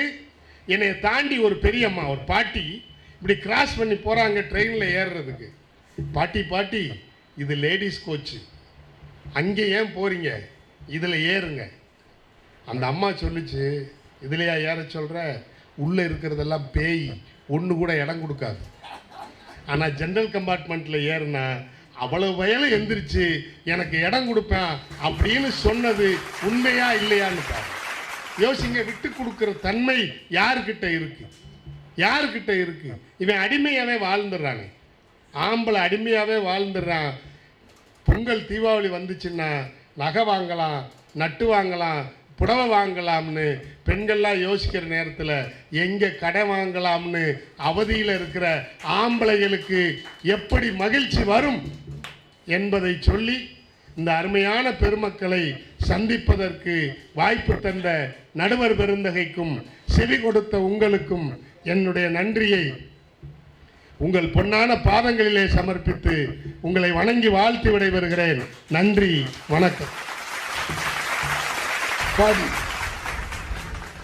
ஆண்களுக்கு எங்கய்யா மகிழ்ச்சி, நாங்கள் துன்பப்படுறோம், பெண்கள் தான் இன்பப்படுறாங்கன்னு. இந்த பண்டிகைன்னு நம்ம தீபாவளி, ரம்ஜான், கிறிஸ்துமஸே சொல்லிக்கிட்டு இருக்கோம். தேர்தலுமே ஒரு பண்டிகை தானே, தேர்தலுமே ஒரு திருவிழா. அடே அப்பா, எங்கெங்க இருந்த பணப்பெட்டிலாம் அன்னைக்கு தான் திறக்கும். கருப்பு பணம் பூரா வெள்ளையாகிறதே தேர்தலில் தான். எங்கள் தெருவில் ரூபா கொடுத்துட்டே வந்தாங்க ஒரு தேர்தலுக்கு. வந்தோடனே என் வீட்டை பார்த்தாங்க. சார் நம்ம விடா சார்? ஆமாண்ணே. 2000 ரூபா அந்த தேர்தலில், ஒரு இடைத்தேர்தலில் 2000 ரூபா. வந்தோடனே சார்லாம் ரூபா வாங்க மாட்டீங்க, எந்த வீட்டு கொடுக்குறேன், அடுத்த வீட்டுக்கு கொடுக்குறேன். என்னைய பார்த்த உடனே சார்லாம் ரூபா வாங்க மாட்டீங்க சார், மறந்துடாதீங்க அப்படின்னு போயிட்டாங்க. என் சம்சாரம் பார்த்தா உன்னைய கட்டி, என்ன எங்க வீட்டு உனக்கு வேணாமா, வேணும்மா, சார்லாம் வாங்க மாட்டாருமா. ஏன்னா அவன் ஆடையை கொடுக்குறாள்ல, இந்த தேர்தல் பூர்த்தி ஏசன்ட், அந்த ஏசன்ட் அந்த வார்டில் அவன் சார்ந்து வச்சுட்டு போயிருக்கான். எங்கள் தெருவையெல்லாம் ஒருத்தன் ஒரு பெரிய டிவியை வாங்கிட்டான், ஒரு வாடியை வச்சுருந்தேன். ஏன்னா நாங்கள் எங்களை மாதிரி வேணாம் துட்டு வேணாம்ங்கிற ஆளுங்க நாங்கள். இந்த காசை வச்சு அவன் ஒரு பெரிய கலர் டிவி வாங்கிட்டான். இப்படி தேர்தலையே அவஸ்தைப்படுறது யாரு? ஆண்கள் தான். ஆனால் பெண்கள் வந்து மகிழ்ச்சியாக தேர்தல் திருவிழாவை கூட மகிழ்ச்சியோடு வாங்கி கொண்டாடுறாங்க. ஐயா அந்த கூறுலாம் எங்களுக்கு இல்லை அப்படின்னு ஒரு செய்தி சொன்னார். இந்த ஒரு 4-5 வருஷத்துக்கு முந்தி கறியெல்லாம் இப்போ 1000 ரூபாயா, ஆட்டுக்கறி 1200 ரூபாயா. நான் அந்த பக்கம் திரும்பி பார்த்து 5 வருஷம் ஆச்சு. அப்போ எங்கள் வீட்டுக்காரமா கறி வாங்கிட்டு வச்சு விடுச்சு. உடனே நான் என்ன செஞ்சேன், சுருளிப்பட்டியில் 600 ரூபா தான் கறி அப்படின்னு சொல்லி இங்கேருந்து பெட்ரோல் போட்டுட்டு போய் சுருளிப்பட்டியில் போய் மெனக்கிட்டு கறியை வாங்கிட்டு வந்தால் அது கலட்டாடு என்னைய மாதிரி. அது வேகுது வேகுது வேகுது வேகுது வேகுது. எந்தம்மா வந்துட்டு எங்கய்யா நீ கறி வாங்கினேச்சு. இல்லை சுருளிப்பட்டியில் கூறு கட்டி விற்றாங்க, அதிலேருந்து வாங்கிட்டு வந்தேன் 600 ரூபாய்க்குன்னு. இதான் கூறு கட்ட மனுஷனையெல்லாம் கட்டப்படாதுங்கிறது அந்தம்மா. எப்படி கூறு கட்ட மனுஷனை கட்டினா கூறு கட்டின கறியை வாங்கிட்டு வருவாரா? அது மெல்ல முந்தி நம்ம விட்ட பாடு இருக்குவாருங்க. 2 பேர் ஆணு பண்ணு 2 பேருமே, அது அதை விட பெரும்பாடு. அப்போ பண்டிகையில் இப்படி துன்பங்கள் இருக்கு. ஆனால் பெண்கள் வந்து அப்படி இல்லை, அவங்க என்ன செய்வாங்க, நம்ம வேறு வழியில் பொண்டாடி சமைச்சிட்டாலும் அது மின்னு சாப்பிட்ருவோம். அவங்க சத்தம் போடாமல் கூட்டி குப்பையை விட்டுருவாங்க. அவங்களுக்கு தெரியல இதை மெல்ல முடியாதுன்னு சொல்லி அது அவங்களுக்கு ஒரு சமையல் அப்படி வச்சுட்டு சாலியாக போயிடுறாங்க. ஐயா ஆண்கள் எங்கேயா வர்றாங்க, இல்லை பெண்கள் தான் மகிழ்ச்சியாக இருக்காங்க. அது இந்த டிவியில் விளம்பரம் போடுவான் பாருங்க, இந்த நகை கம்பெனிக்காரங்க போடுற விளம்பரத்துலாம் நம்ம கிளவி கயாரி விஷயம் வருவான். அந்த மாதிரி சொல்லக்கூடாது. ஒரு காலத்தில் முன்னாள் குமரி காதல் கன்னியா பாருங்க, அது பட்டணத்தில் பூதத்தில் அந்த அம்மா நீச்சலோட ஒரு கனவு கன்னியா அவருக்கு. அப்படி அந்த அம்மா ஏன்னா ஏமாறுறது யார், ஆம்பளை தானே. இப்போ பழைய முன்னாள் குமரரே ஏமாறுறாருன்னா அப்போ உடனே அந்த அம்மா கொடுத்து அந்த அம்மா வந்து விற்றுருங்க, எதை நகைய விற்றுருங்க. இந்த சத்தியமூர்த்தி மாதிரி இளந்தாரிகளுக்கு தமிழா வந்து விற்றுருங்க, விற்றுட்டு நாசமாக போங்க, இருக்கிற நகையை விற்றுக்கிட்டு நாசமாக போங்க. இந்த நகையை பூரா வாங்கி வீட்டில் பெட்டிக்குள்ளே இருக்கே ஒழிய எந்த பெண்ணாவது கழுத்தில் போடுறத பார்த்துருக்கீங்களா? வருஷத்தில் ஒரு நாள் அந்த பண்டிகை அன்னைக்கு போட்டுட்டு என்னை பார், என் அழகை பார், கண்ணா என்னை பார். அந்த ஒரு நாளைக்கு இந்த ஆம்பளை படு கஷ்டப்பட்டு, இங்கே நம்ம ஒரு சினிமா நம்ம பட்டிமத்தில் சொன்ன மாதிரி கணம் பட்டு அது பட்டு இது பட்டு அந்த சிரமப்பட்டு வாங்கி கொடுத்து அந்த நகையை போட்டு அனுபவிக்கிறது யார்? பெண்கள் தான். அவங்க தான் மகிழ்ச்சி அடைகிறாரே ஒழிய ஆண்களுக்கு என்ன மகிழ்ச்சிங்க இருக்கு அப்படின்னு சொல்லி அருமையாக சொல்லியிருக்காரு. இப்போ ரொம்ப கோபமாக பேசுறதுக்கு ஒரு அம்மா வருது. ஏன்னா அரசியல் பழக்கப்பட்டவர்கள் இது சத்தமே தேவையில்லை, மைக்கிலாட்டியும் பேசுவோம் அப்படிங்கிறாங்க. அடித்து பேசுகிறவங்க இல்லை வீட்டில். அதனால அங்கேயே இருக்க நீ சிவபெருமானே அங்கேயே இருக்கணிக்குள்ளே அடங்கி போய் உட்கார்றாரு. சோமசுந்தரர் ஆலயம் நாங்கள் சொல்கிறது இல்லை. இன்னொரு அதிசயம் சொல்லட்டுமா? மீனாட்சி கோவில் என்ற பெயர் கடந்த 300 சொச்சம் வருஷத்துக்கு உள்ளதான் மீனாட்சி கோயில். அதுக்கு முல ஆளவாய் அண்ணல் அங்கையர்கண்ணி ஆலயம் அப்படின்னு தான் பேர். பின்னால் இடைச்சேரிகள் நாயக்கர்கள் ஆட்சிகள் வந்த பொழுது அந்த மீனாட்சி என்ற பெயரை உள்ள புகுத்தி கம்பள நாயக்கர் காலத்துக்கு பிறகு மீனாட்சி அங்கையர்கண்ணி மீனாட்சி ஆகிட்டான். ஆனால் இது அங்கையர்கண்ணி தான் என்றைக்குமே. அங்கையர்கண்ணி உங்கள் ஆட்சி மதுரையில் மட்டும் இல்லை, இங்கேயும் நடத்துங்க. தமிழன் என்றொரு இனம் உண்டு, தனியே அவருக்கு ஒரு குணம் உண்டு. அமுதம் அவனது மொழியாகும், அன்பே அவனது வழியாகும் என்று அன்பின் வழியில் வீற்றிருக்கும் சான்றோர் பெருமக்களுக்கு என் அன்பான வணக்கங்கள். யார் பாட்டுமா? நாமக்கல் கவிஞரையா. வேற ஒரு பாட்டு சொல்லியிருக்காருமா. அவர் நிறைய பாடல் சொல்லியிருக்காருங்க. தமிழ் சொல்லடா, தலை நிமிர்ந்து நில்லடா அப்படின்னு. நானும் கேட்டுவிட்டு பக்கத்தில் ஒரு கடை இருக்குது. என்னை ஒருத்தன் கூட்டு போய், சார் நீங்கள் இந்த மேடையில் அடிக்கடி சொல்லுவீங்க சார், அந்த பாட்டை நான் அடிக்கடி கேட்டிருக்கேன் சார், அதை எங்கள் கடையில் அப்படின்னு சொல்லிட்டேன். நம்ம கடையில் எழுதி போட்டேன். எந்த கடைடா? டாஸ்மாகில். என்ன பாரில் என்னடா? ஆமாம் சார். யார் பாட்டு சார்? நாமக்கல் கவிஞர் பாட்டு. அங்கே எழுதி போட்டிருக்கேன் சார், நான் படித்தேன் சார், நீங்கள் சொல்லி நல்ல மனப்பாடம்னா. நான் ஒரு உருமால் எடுத்து தலையில் கட்டிக்கிட்டு, ஏன்னா அங்கே போன பழக்கம் இல்லையா, ஒரு முக்காடையும் போட்டுக்கிட்டு உள்ளே போய் பார்த்து உண்மையிலே எழுதி போட்டிருக்கேன். நாமக்கல் கவிஞர் பாட்டு எழுதி போட்டிருக்காங்க. என்ன கொஞ்சம் மாற்றிருக்காங்க. தமிழன் என்று சொல்லடா, தலை நிமிர்ந்து நில்லடான்னு அவர் சொன்னார். இவங்க தமிழன் என்று சொல்லடா, தள்ளாடாமல் நில்லடா அங்கே எழுதி போட்டுருக்காங்க. நடுவர் அவர்களே, தலைப்பு என்ன? பண்டிகைகளால் பெரிதும் மகிழ்வது ஆண்களா பெண்களா? அப்படித்தான் இந்த நோட்டீஸ்ல போட்டிருக்கு. அண்ணே அவர் வீட்டு கதையெல்லாம் வந்து சொல்லிட்டு போட்டாரு. எந்த அண்ணே? துரபாண்டி அண்ணே. போய் பேசலாம், எப்பயாச்சும் போய் பேசலாம், ஆனா பொய்ய மட்டுமே பேசக்கூடாதுல்ல, அப்படி வந்து பேசிட்டு போயிருக்காரு துரபாண்டி அண்ணே. பண்டிகைனா என்னதுங்க ஐயா? பண்டி பிளஸ் ஈகை, பண்டி பிளஸ் ஈகை, பண் பிளஸ் ஈகை பண்டிகை. அடுத்தவர்களுக்கு கொடுப்பதுதான் நடுவரவர்களே பண்டிகையினுடைய நோக்கமே. இதுதான் தமிழ் படிக்கணுங்கிறது. இங்கிலீஷ் படிச்சு அறிவு இல்லாம போச்சு தமிழ்நாடு இன்னைக்கு. நடுவரவர்களே, அண்ணன் வந்து பேசினார், மாவரைச்சாங்க, ஆட்டிட்டு வர போயிட்டார் ஒரு ஆட்டு. இப்படிதான் எங்க அண்ணி ஆட்டுறாங்களாம். கருப்பை பத்தி பேசினாரு. அன்னை வீட்டுக்கு போயிருந்தேன் முதுகுலோத்தூருக்கு. அண்ணன் உள்ள நிக்கிறாரு. உள்ள போறப்ப சமையல் கட்டுல இருந்து அண்ணி பாடுறாங்க, கருப்பு தான் எனக்கு பிடிச்ச கலரு, அவன் கண்ணு ரெண்டு என்ன மயக்கும் 1000 வாட் பவரு, கருப்பு தான் எனக்கு பிடிச்ச கலரு. அவரு டன் டனக்கா டன் டனக்கா டன் டனக்கான்னு இருக்காரு. இங்க வந்து கருவா பையன் பாடுறாங்களே எங்க அண்ணி. இல்ல இது இந்த ஒளிபரப்ப அங்க அனுப்ப போறோம்னு அவருக்கு தெரியாது. அந்த தைரியம். மாவை ஆட்டுறாங்களா அண்ணே? அன்னைக்கு நீங்க மட்டும் வேலைக்கு போனீங்க, இன்னைக்கு நாங்களும் சேர்ந்துதான் வேலைக்கு போறோம். வேலை பார்க்கறதுல இங்கேயே வந்து மாவாட்டிக்கிட்டு இருந்தா என்னன்னே ஆகுறது? அண்ணே சொன்னாரு, நடுவர் அவர்கள் எங்கிட்டும் பெட்டி கிட்டி வாங்கிட்டாங்களா இல்லையான்னு. எனக்கு அந்த சந்தேகம் இருக்கு. அம்மா எனக்கும் அந்த பழக்கம் இல்லை, நாங்கள் போட்டிருக்க அந்த சட்டைக்கும் அந்த பழக்கம் இல்லை. புழக்க தெரியாததுனால இந்த நாட்டில் சுதந்திரத்தை வாங்கி சும்மா உட்காந்து கிடக்கும். இல்லை எங்களை துரோகின்னு வேற சொல்கிறாங்க.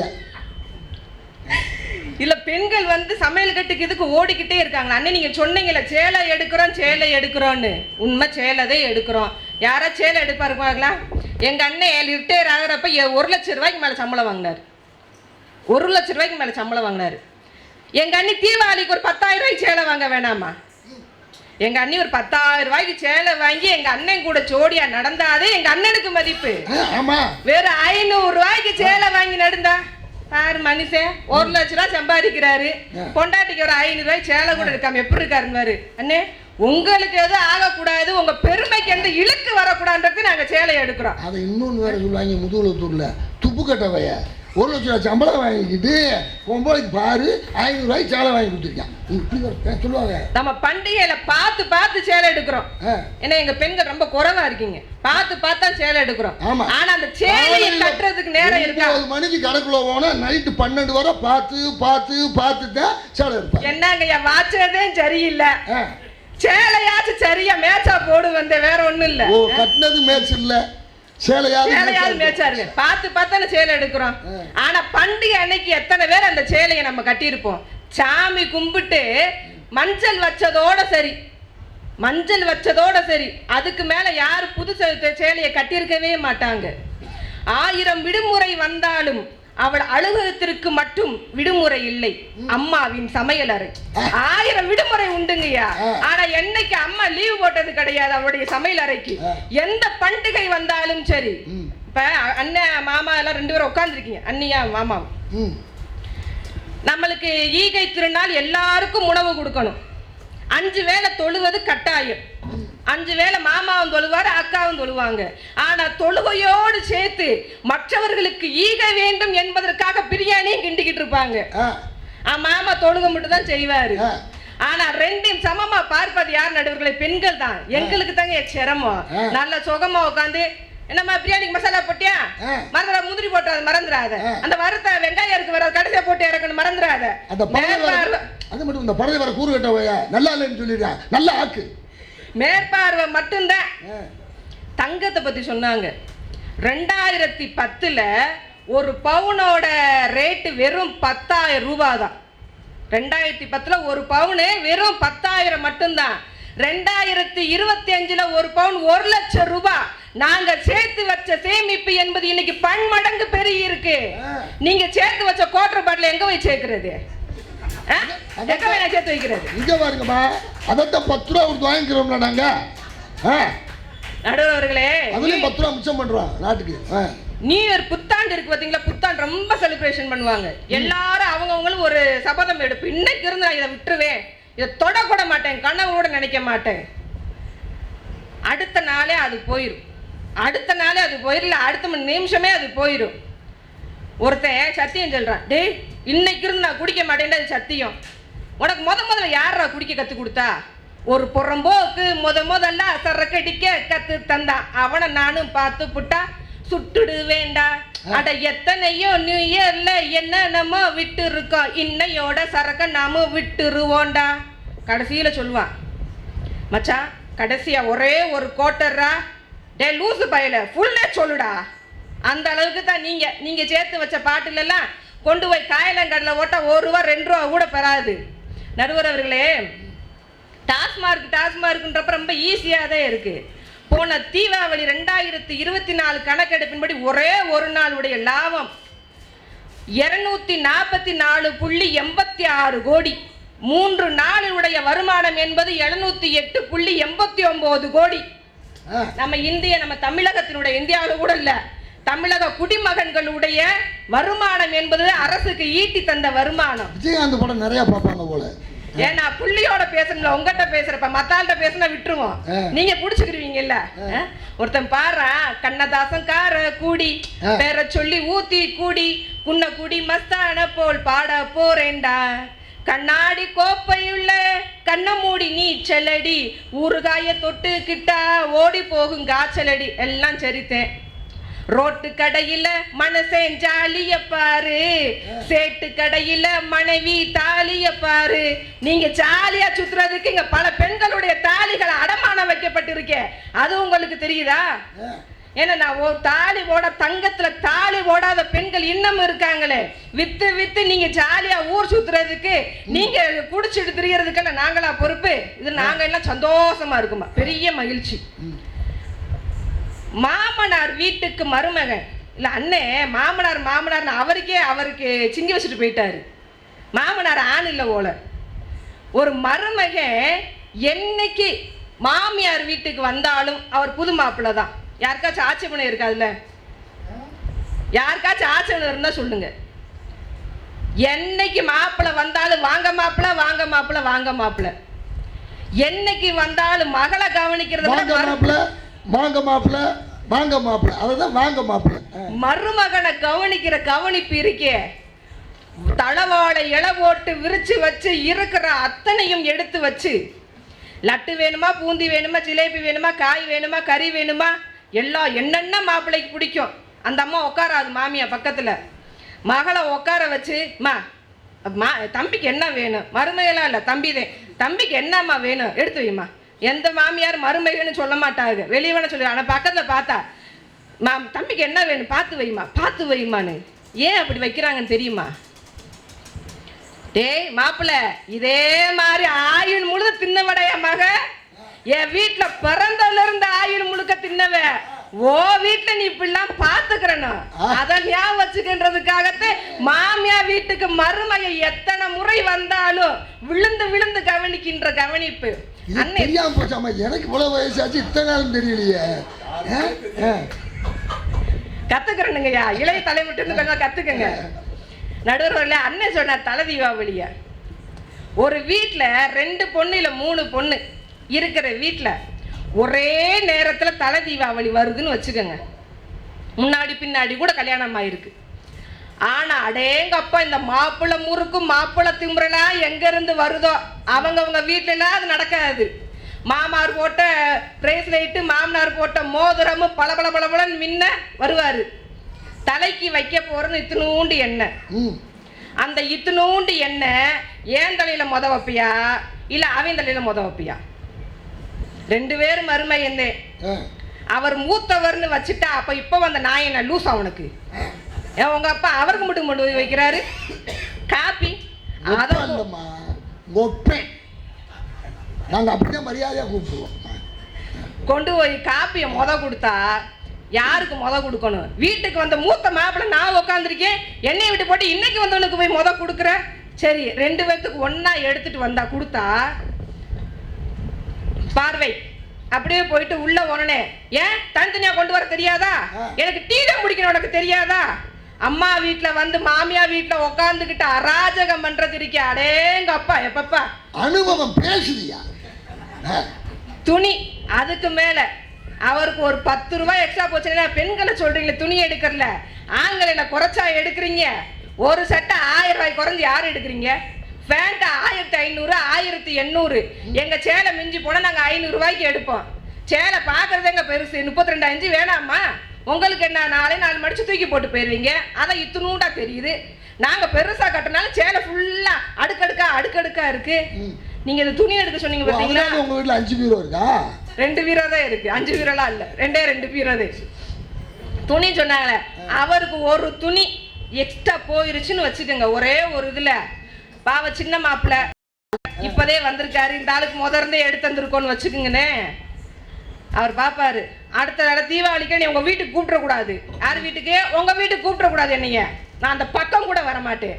அவங்க வீட்டுல இருக்கிறப்ப, எம்மா ராதா அந்த சட்டியை எடுமா, எம்மா ராதா அந்த பனியனை எடுமா, எம்மா ராதா அந்த சட்டையை எடுமா, எல்லா வேலையும் வாங்குறது.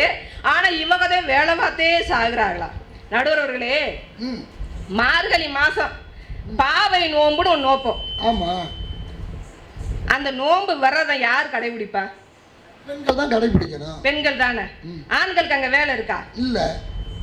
மார்கழி மாசம் முழுவதும் 30 நாளும் நோன்பு இருந்து மார்கழி திங்கள் மதி நிறைந்த நன்னாளாம் பாடி நெய்யுண்ணோம் பாலுண்ணோம் நாட்காலே நீராடி மையிட்டெழுந்தோம் மலரிட்டு நாமுடியாம் செய்யாதன செய்யோம் தீங்குறளை சென்றோதும் ஐயமும் பிச்சையும் ஆயுதனையும் கை காட்டி உய்யுமார் என்றெண்ணி உகுந்தேலோர் எம்பாவாய் நாங்க பாடி விரதம் இருந்து கண்ணனையே வர வச்சு அந்த ஆண்டவனையே ஆண்டாளையே ஆட்கொண்டு நாங்க விரதம் இருந்தா மணி அடிப்பாங்க. சங்கராய சங்கராய சங்கராய மங்களம் அடிச்சுட்டு பொங்க வாங்குறதுக்கு சட்டியை தூக்கிட்டு வந்து நிக்கிற ஆளுகள்லாம் பேசலாமா? காலையில் 3 மணிக்கு எந்திரிச்சு கோயிலுக்கு போறீங்கல்ல, அப்ப எங்க ஆம்பளை பிள்ளைங்க போற எவ்வளவு ஒரு பின்னாலேயே வருவாங்க. பாதுகாப்பு எதுக்கு? பாதுகாப்பு. அப்ப எவ்வளவு நல்லவங்க, அவங்கள போய் வையப்படாது. எங்களை பின்னாடியே வந்து பாதுகாப்பா விட்டுட்டு போய் அதை மட்டும் தானே பண்றீங்க, வேற என்ன பண்றீங்க? பொங்க திங்கிறோம்ல, நீங்க ஆக்குற பொங்கலை திங்கணும்னா நாங்க எவ்வளவு பெரிய தியாகிகள். நடுவர் அவர்களே, நாங்க ஆக்குற பொங்கலை தான் இத்தனை வருஷமா சாப்பிட்டுக்கிட்டு இருக்கீங்க. வீட்டு கூடவே மாட்டேங்குது எனக்கு. இதை நாங்க ஆக்குறதுவே நீங்க சாப்பிடாருன்னா என்ன பண்றது? ஒண்ணு இல்ல, கோலம் போடுவோம்ல, இருக்கிறதுல பெரிய கஷ்டம் என்ன தெரியுமா? அடுத்த வீட்டுக்காரங்க எந்த கோலம் போட்டிருக்காங்களோ அந்த கோலம் நம்ம வீட்டுல போட்டுக்க கூடாது. என்ன சான்ஸ்? அந்த கோலம் போட்டா நம்மளுக்கு இதாயிரும். அதை யோசிச்சு யோசிச்சு உட்காரதுக்கே பல நாள் ஆகி போயிடும். இவங்க சொல்றாங்களே கஷ்டம் கஷ்டம்னு, எதுங்க கஷ்டம்? சமையல் அறையில இருந்தா அவ சமையல்காரி, சமையல் அறையில் இருக்கின் போது அவர் சமையல்காரி, துவைக்கும் போது அவள் சலவைக்காரி, குழந்தைகளுக்கு சொல்லி தரும் போது ஆசிரியர், வீட்டு செலவை சிக்கனப்படுத்தும் போது நிதி அமைச்சர், பொருள் வாங்க பேரம் பேசும் போது வக்கீல், உடல்நலம் பாதிக்கும் போது நர்ஸ், மருந்து தரும்போது மருத்துவர், தாரம் அவள்தான். எத்தனை தாரம் என்பது சாதாரணம் அல்ல, அவளே குடும்பத்தின் ஆதாரம். ஒன்னே ஒன்று நிறைவு செய்கிறேன் நடுவர்களே. ஆண்கள் என்பவர்கள் தலைதான், வீட்டுக்கு அவர்கள் தலைதான். அந்த தலை எந்த பக்கம் திரும்ப வேண்டும் என்பதை முடிவெடுப்பதே பெண்களான கழுத்து நாங்கள் தான் என கூறி வாய்ப்பளித்தமைக்கும் வாய்மொழி கேட்டமைக்கும் நன்றி கூறி விடைபெறுகிறேன். நன்றி, வணக்கம். இந்த பொழுதில் பெரிதுவக்கும் மகிழ்ச்சி மகிழ்ச்சி மகிழ்ச்சி. அருமையா அங்கே இருக்குன்னு இதெல்லாம் சொன்னாங்க. காலையில் 5:30 மணிக்கு எங்கள் வீட்டுக்காரமாக எந்திரிக்கும். என் பேத்தி இந்த தக்காளி சாதம் தான் சாப்பிடும். மூத்த பேத்தி வந்து தக்காளி சாதம், அதுக்கு ஒரு தக்காளி சாதம். நான் காலையில் சோறுன்னா நமக்கு நஞ்சு மாதிரி, பகலில் சாப்பிட்றதே கஷ்டப்பட்டு சாப்பிடுவேன். அதனால் எனக்கு தனியாக ஒரு உப்புமா அல்லது ஒரு தோசை அப்படி வச்சுட்டு, அங்கே இருக்க இன்னைக்கு வேறு தான் பிடிக்கும். அதுக்கு அந்த அம்மாவுக்கு ஒரு சாப்பாடு. எங்கள் வீட்டில் சிலிண்டர் 20 நாளைக்கு தான் தம்பி வரும். அந்த அம்மா உயிரோடு இருந்தப்ப 20 நாளைக்கு தான் சிலிண்டர் வரும். அத்தனையும் ஆக்கிட்டு கடைசியில் அந்த அம்மா சாப்பிடுவாங்க. ஆண்கள் வந்து நம்ம சொல்லிடுறோம், ஆனால் ஆண்கள் அவ்வளவு மகிழ்ச்சியாக இருக்காங்க. சொன்னது உண்மை. கடைசியாக தீபாவளி அன்னைக்கு கடைசியாக சாப்பிட்றது யாரு? ரம்ஜான் அன்னைக்கு கடைசியாக சாப்பிட்றது யாரு? கிறிஸ்துமஸ் அன்னைக்கு கடைசியாக சாப்பிட்றது யாரு? பிள்ளைக்கு வச்சுட்டு, பேத்திக்கு வச்சுட்டு, கணவனுக்கு வச்சுட்டு கடைசியாக தான் அந்த பெண்கள் சாப்பிடுவாங்க. அந்த ஆனந்தத்தை ஆண்கள் அனுபவிக்க விட்டு விட்டு அல்லல் படுவது யார்? பெண்கள் தான்.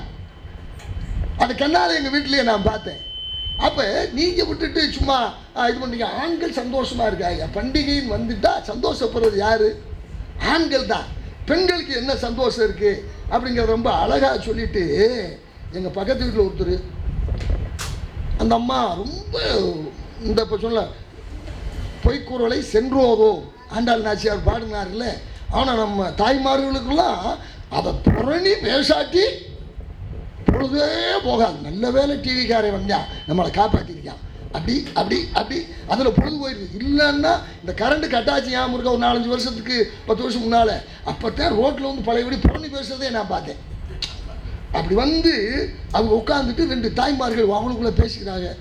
என் வீட்டுக்காரரு 7,000 ரூபாய்க்கு பரிசோதனை எடுத்து கொடுத்துருக்காரு. அந்த அம்மா கிரிக்கி 7,000 ரூபாய்க்கு பரிசோதனை எடுத்து கொடுத்துருக்காரு. அது எதுக்கு இப்படி கவலையா சொல்றேன்னு. அவர் எனக்கு எடுக்கலை, எங்கள் வீட்டு வேலைக்காரிக்கு எடுத்திருக்காரு. அப்போ இந்த ஆள் சந்தோஷப்படுறேன். ஆனால் அது தாய்மார்களுக்கு அது சந்தோஷம் இருக்கா? பண்டிகைன்னு வந்தால் இப்படி அந்த அண்ணன் பாட்டு பிடிச்ச மாதிரி சின்ன விழா வரட்டுமா பெரிய விழா வரட்டுமான்னு அவங்க சந்தோஷமாக இருக்காங்க ஐயா. ஆனால் பெண்களுக்கு அவஸ்தை தான் இருக்குது அப்படின்னு சொல்லி சொன்னாங்க. ஒரு ஃபோன் வருதுங்க ஒரு அம்மாவுக்கு, இப்படி வச்சுக்கிட்டு நானே பேசுகிறேன், கலைச்செல்வி இன்னைக்கு வீட்டுக்கு வர முடியாது போல. ஏங்க என்னங்க? இல்லை காரில் ஏறி உட்காந்து பார்க்குறேன், ஸ்டேரிங்கை காணா, ஆக்சிலேட்டரை காணா, அதனால் நான் வண்டியை ஸ்டார்ட் பண்ண முடியாமல் உட்காந்துக்கிட்டே இருக்கேன், எப்படி போச்சுன்னு தெரியலங்கிறேன். யோ இந்த அம்மா சொல்லுது, பின் சீட்டில் உட்காந்துக்கிட்டு இருக்க, எந்த முன் சீட்டுக்கு வா, வீட்டுக்கு வந்துடலான்னு. இந்த மூதேவி அதுக்கு பார்த்தா அப்படியா அப்படின்ட்டு வர்றேன். ஒரு டாஸ்மாக் போய் தண்ணி அடித்து சந்தோஷமாக மகிழ்ச்சியாக இருக்குதுயா. பெண்கள் அவஸ்தைப்பட்டுக்கிட்டு இருக்காங்க. பண்டிகைன்னு வந்தால் இன்னும் துயரம். ஏன்னா அன்னைக்கு தான் சாரை சேர்த்து குடிக்கிறேன், சண்டை அன்னைக்கு தான் சேர்த்து போடுறேன். அப்படிங்கிறப்ப என்ன இருக்குது? ஆண்கள் தான் அனுபவிக்கிறாங்க, பெண்களுக்கு துயரம்னு சொல்லியிருக்காரு. இப்போ பட்டிமன்ற பேச்சாளர்களை நிறைவு செய்வதற்கு எங்கள் அருமைக்குரிய அண்ணன் பாரதி தமிழ் இலக்கிய பேரனுடைய முதுகெலும்பு 43 ஆண்டுகளாக எங்களோடு தொடர்ந்து பயணித்துக் கொண்டிருக்கின்ற அண்ணன் சேது மாதவன் என்ன பேச வர்றாரு? பண்டிகைகளால் பெரிதும் மகிழ்வது மகளிரேன். பாரதி தமிழ் இலக்கிய பேரவையும் வாசகர் வட்டமும் இணைந்து நடத்துகின்ற தீபாவளி திருநாளினுடைய முன்னிட்டு நடைபெறுகின்ற இந்த பட்டிமன்ற நிகழ்வு, அதை தொலைக்காட்சியிலே ஒளிபரப்பு செய்வதற்காக சேதனை உண்மையிலே நன்றி யாருக்கு சொல்லணும்னா தம்பிக்கு தான் சொல்லணும். இந்த ஐடியாவே இல்லை. மெகாடிவில் கேட்டுருந்தாங்க, நம்ம இந்த பல வேலை பொருளை மறந்தப்போ அவர் தான் இருந்தார், ஐயா தீபாவளிக்கு ஒரு இது போடுங்க ஐயா அப்படின்னு சொல்லி அந்த நிகழ்வை நாங்கள் ஒளிபரப்புகிறோம் என்று சொல்லி இந்த பட்டிமன்றம் நடப்பதற்கு 100 விழுக்காடு காரணம் தமிழ் ஒளி. இந்த பட்டிமன்றத்தை தொலைக்காட்சியிலே காட்டுவதற்காக படம் பிடித்து கொண்டிருக்கக்கூடிய தமிழ் ஒளி தொலைக்காட்சி நண்பர்களே, நல்ல வேலை பாருங்க. அதுலேயும் ஒரு பெரியது இங்கிலீஷ் ஒளி, இங்கிலீஷ் ரைட் அப்படின்னு பேர் வச்சா தான் இப்போ. ஏன்னா சினிமா படம் பூரா ஒரு பேர் தமிழை காணா, எல்லா பற்றியெல்லாம் தமிழில் பேர் வச்சா காசு கொடுத்தாங்க, அதையும் இப்போ நிப்பாட்டிட்டாங்க. இவன் பூரா அந்த படத்து பேர் வாய்க்குள்ளே நுழைய மாட்டேங்குது. நைட் ஷோ ஒரு படம் வருது, ஸ்ட்ரைக்கர் அப்படின்னு ஒரு படம் வருது. தமிழில் பேர் வச்சு அவமானம் நினைக்கிற தமிழ்நாடாகி போச்சு நம்ம நாடு. மற்றும் இங்கு எப்பொழுதும் வந்து ஆதரவு தந்து கொண்டிருக்கக்கூடிய அருமை நேயர்களே, உங்கள் அனைவருக்கும் தீபாவளி திருநாளினுடைய வாழ்த்துக்களை சொல்லி அதே நேரத்தில் உங்களுடைய வருகைக்கு நன்றியையும் தெரிவித்துக் கொண்டு என்னுடைய உரையை துவங்கலாம் என்று கருதுகின்றேன். உள்ள நுழையும் போதே அங்கே இருக்கிறது என்னை பார்த்துச்சு. பார்த்து என்ன சொல்லிச்சு, மாமா அந்த ட்ரெஸ் உங்களுக்கு ரொம்ப மேட்சாக இருக்குன்னு. நான் சொன்னேன், எல்லாம் உங்கள் அத்தைக்காரி பண்ண வேலை. போன தீபாவளிக்கு போய் சேலை எடுக்க போனான். போனவன் என்ன பண்ணான்னு சொன்னால் 2 காவி வேஷ்டி 100 ரூபான்னாங்க. ஒரு 20 காவி வேஷ்டியை எடுத்து கொண்டு வந்து கொடுத்துட்டாங்க. அது இல்லாமல் நான் 31 வருஷம் என்எஸ்கேபியில் வேலை பார்த்தேன்னா அங்கே ஒயிட் அண்ட் ஒயிட்டு தான். ஆமாம், ஒயிட்டுக்கு பஞ்சமே இல்லை என் வீட்டில். இப்போ இந்த ஒயிட்டு இந்த காவி இந்த பிள்ளை அதெல்லாம் மனசில் வச்சுட்டு கேட்குதுங்க, ரொம்ப மேட்சாக இருக்குது. நான் இதெல்லாம் சொல்லிட்டு சொன்னேன், அடுத்து சுள்ளிமலைக்கு தாமா போகலாம்னு இருக்கேன்னு சொல்லிட்டு இப்படி எங்கள் கோலத்தை எல்லாம் மாற்றின இந்த பெண்களுக்கு மிக்க நன்றி, வணக்கம். ஏமா பண்டிகையை முன்னிட்டு தள்ளுபடி தள்ளுபடி தள்ளுபடின்னு சொல்லி ஊரே போட்டிருக்காங்க. நகைக்கடைக்காரன்னு தள்ளுபடி போடுறான். அவன் எதில் தள்ளுபடி பண்ண போறான்னு தெரியல. அதே மாதிரி தங்கத்தை கொஞ்சம் தள்ளுபடி பண்ணிட்டு செம்ப கொஞ்சம் ஏற்றிருக்காங்க. அந்த இது இவங்களுக்கு என்ன தெரிய போகுது? அப்படிதான் மதுரையில் ஒரு பெரிய கடை, நகைக்கடை. அவர் எனக்கு ரொம்ப வேண்டியவர். அப்போ என் மனைவி நச்சரிச்சா, என்னங்க தீபாவளி வருது, அது வருது, பொம்பளை பிள்ளைக்கு என்னத்தையாவது வாங்கணும்லன்னு சொல்லி, சரி போய் நகையை எடு அப்படின்னு சொன்னோன்னா அவங்க 2 பேர் போனாங்க. போனோன்னு அந்த ஆள் வாங்க வாங்க வாங்க வாங்கன்னு சொல்லி முகமெல்லாம் பல்லு வந்தோடனே அந்த ஆள் கேட்குறாரு. அந்த ஆள் இங்கே கேட்டாராம், ஏம்மா ஐயா எங்கே போயிட்டாருன்னு சொல்லி என்னை கேட்டிருக்காரு. ஐயா கடன் வாங்க போயிருக்காரு, நாங்கள் நகை வாங்க வந்தோம். வாங்க, கேள்வியும் பதில் எப்படி எப்படி இதுதான் நடக்குது. ஒன்றும் இல்லையா, இப்போ தலைப்பு நல்ல தலைப்பு தான் கொடுத்துருக்காங்க, நான் இல்லைன்னே சொல்லலை. ரொம்ப அற்புதமான தலைப்பு. அந்த தலைப்புக்காக நம்முடைய பாரதன் ஐயா அவர்களையும் நம்ம தொலைக்காட்சி அன்பர்களையும் நம்ம பாராட்டணும், இல்லைன்னு இல்லை. நான் ஒரு கேள்வி கேட்குறேன், தலைக்கு கொடுக்குற மதிப்பை காலுக்கு கொடுக்குறீங்களா? 15 நாளைக்கு ஒரு தடவை பூசணுங்கய்யா. இப்போதே ஐயா காலி பண்ணையா விட்டுருக்காரு, எனக்கு நல்லா தெரியும். அநேகமா 78 வயசு வரைக்கும் பூசிருப்பாரு. நாங்களும் விடலை, 70 வயசு வரைக்கும் நானும் பூசினேன். தலைக்கு கொடுக்குற மதிப்பு காலுக்கு கொடுக்கறது இல்லை, இல்லையா? வேலை பார்க்குறோம், லஞ்சம் வாங்குறோம். லஞ்சம் ஏன் வாங்குறோம்னா பெரிய கதை. வீட்டில் தொந்தரவு பிடுங்கு தாங்க முடியலை. அப்போ வெளியே தெரிஞ்சு போச்சு, போலீஸ்காரே வந்துட்டான். வந்து என்ன பண்ணான்னா அரெஸ்ட் பண்ணேன். அரெஸ்ட் பண்ணால் 2 கையிலையும் விலங்கு போட்டேன். அப்போ இந்த இடது கை கேட்டுச்சு, வலது கையை பார்த்து, வலது கையை நீ தானே லஞ்சம் வாங்கின, நீ தானே லஞ்சம் வாங்கின, என்னை எதுக்கு சேர்த்து அரெஸ்ட் பண்ணுறாங்க அப்படின்னு சொன்ன உடனே எல்லாம் வந்து என் கூட நீ சேர்ந்துட்டே இல்லை அது சொல்லுச்சு. அதே மாதிரி தானே பண்டிகைன்னு வந்துச்சுன்னு சொன்னால் ஆட்டுறதுல இருந்து, அரைக்கிறதுல இருந்து, துவைக்கிறதுல இருந்து பூரா நம்ம தான். வெளியே வேணா சொல்லிக்கலாம், பொம்பளை தான் பூரா செய்கிறாங்கன்னு சொல்லி. அவர் ஏற்கனவே சொல்லிட்டாரு, முக்கு கடையில் போய் 500 ரூபாய்க்கு நான் கறி எடுத்துகிட்டு வந்தேன், கூறு கறியை அப்படின்னு சொல்லி அவர் நிப்பாட்டிக்கிட்டாரு. அதோடைய விஷம் என்ன தெரியுமா உங்களுக்கு? சூட்சுமா எங்கள் வீட்டில் என்ன பண்ணான்னா 5 வாரத்துக்கு அதே கறியா வேகலையா? இவன் என்ன பண்றான்னா வாரம் சாறு ஊத்துறான்.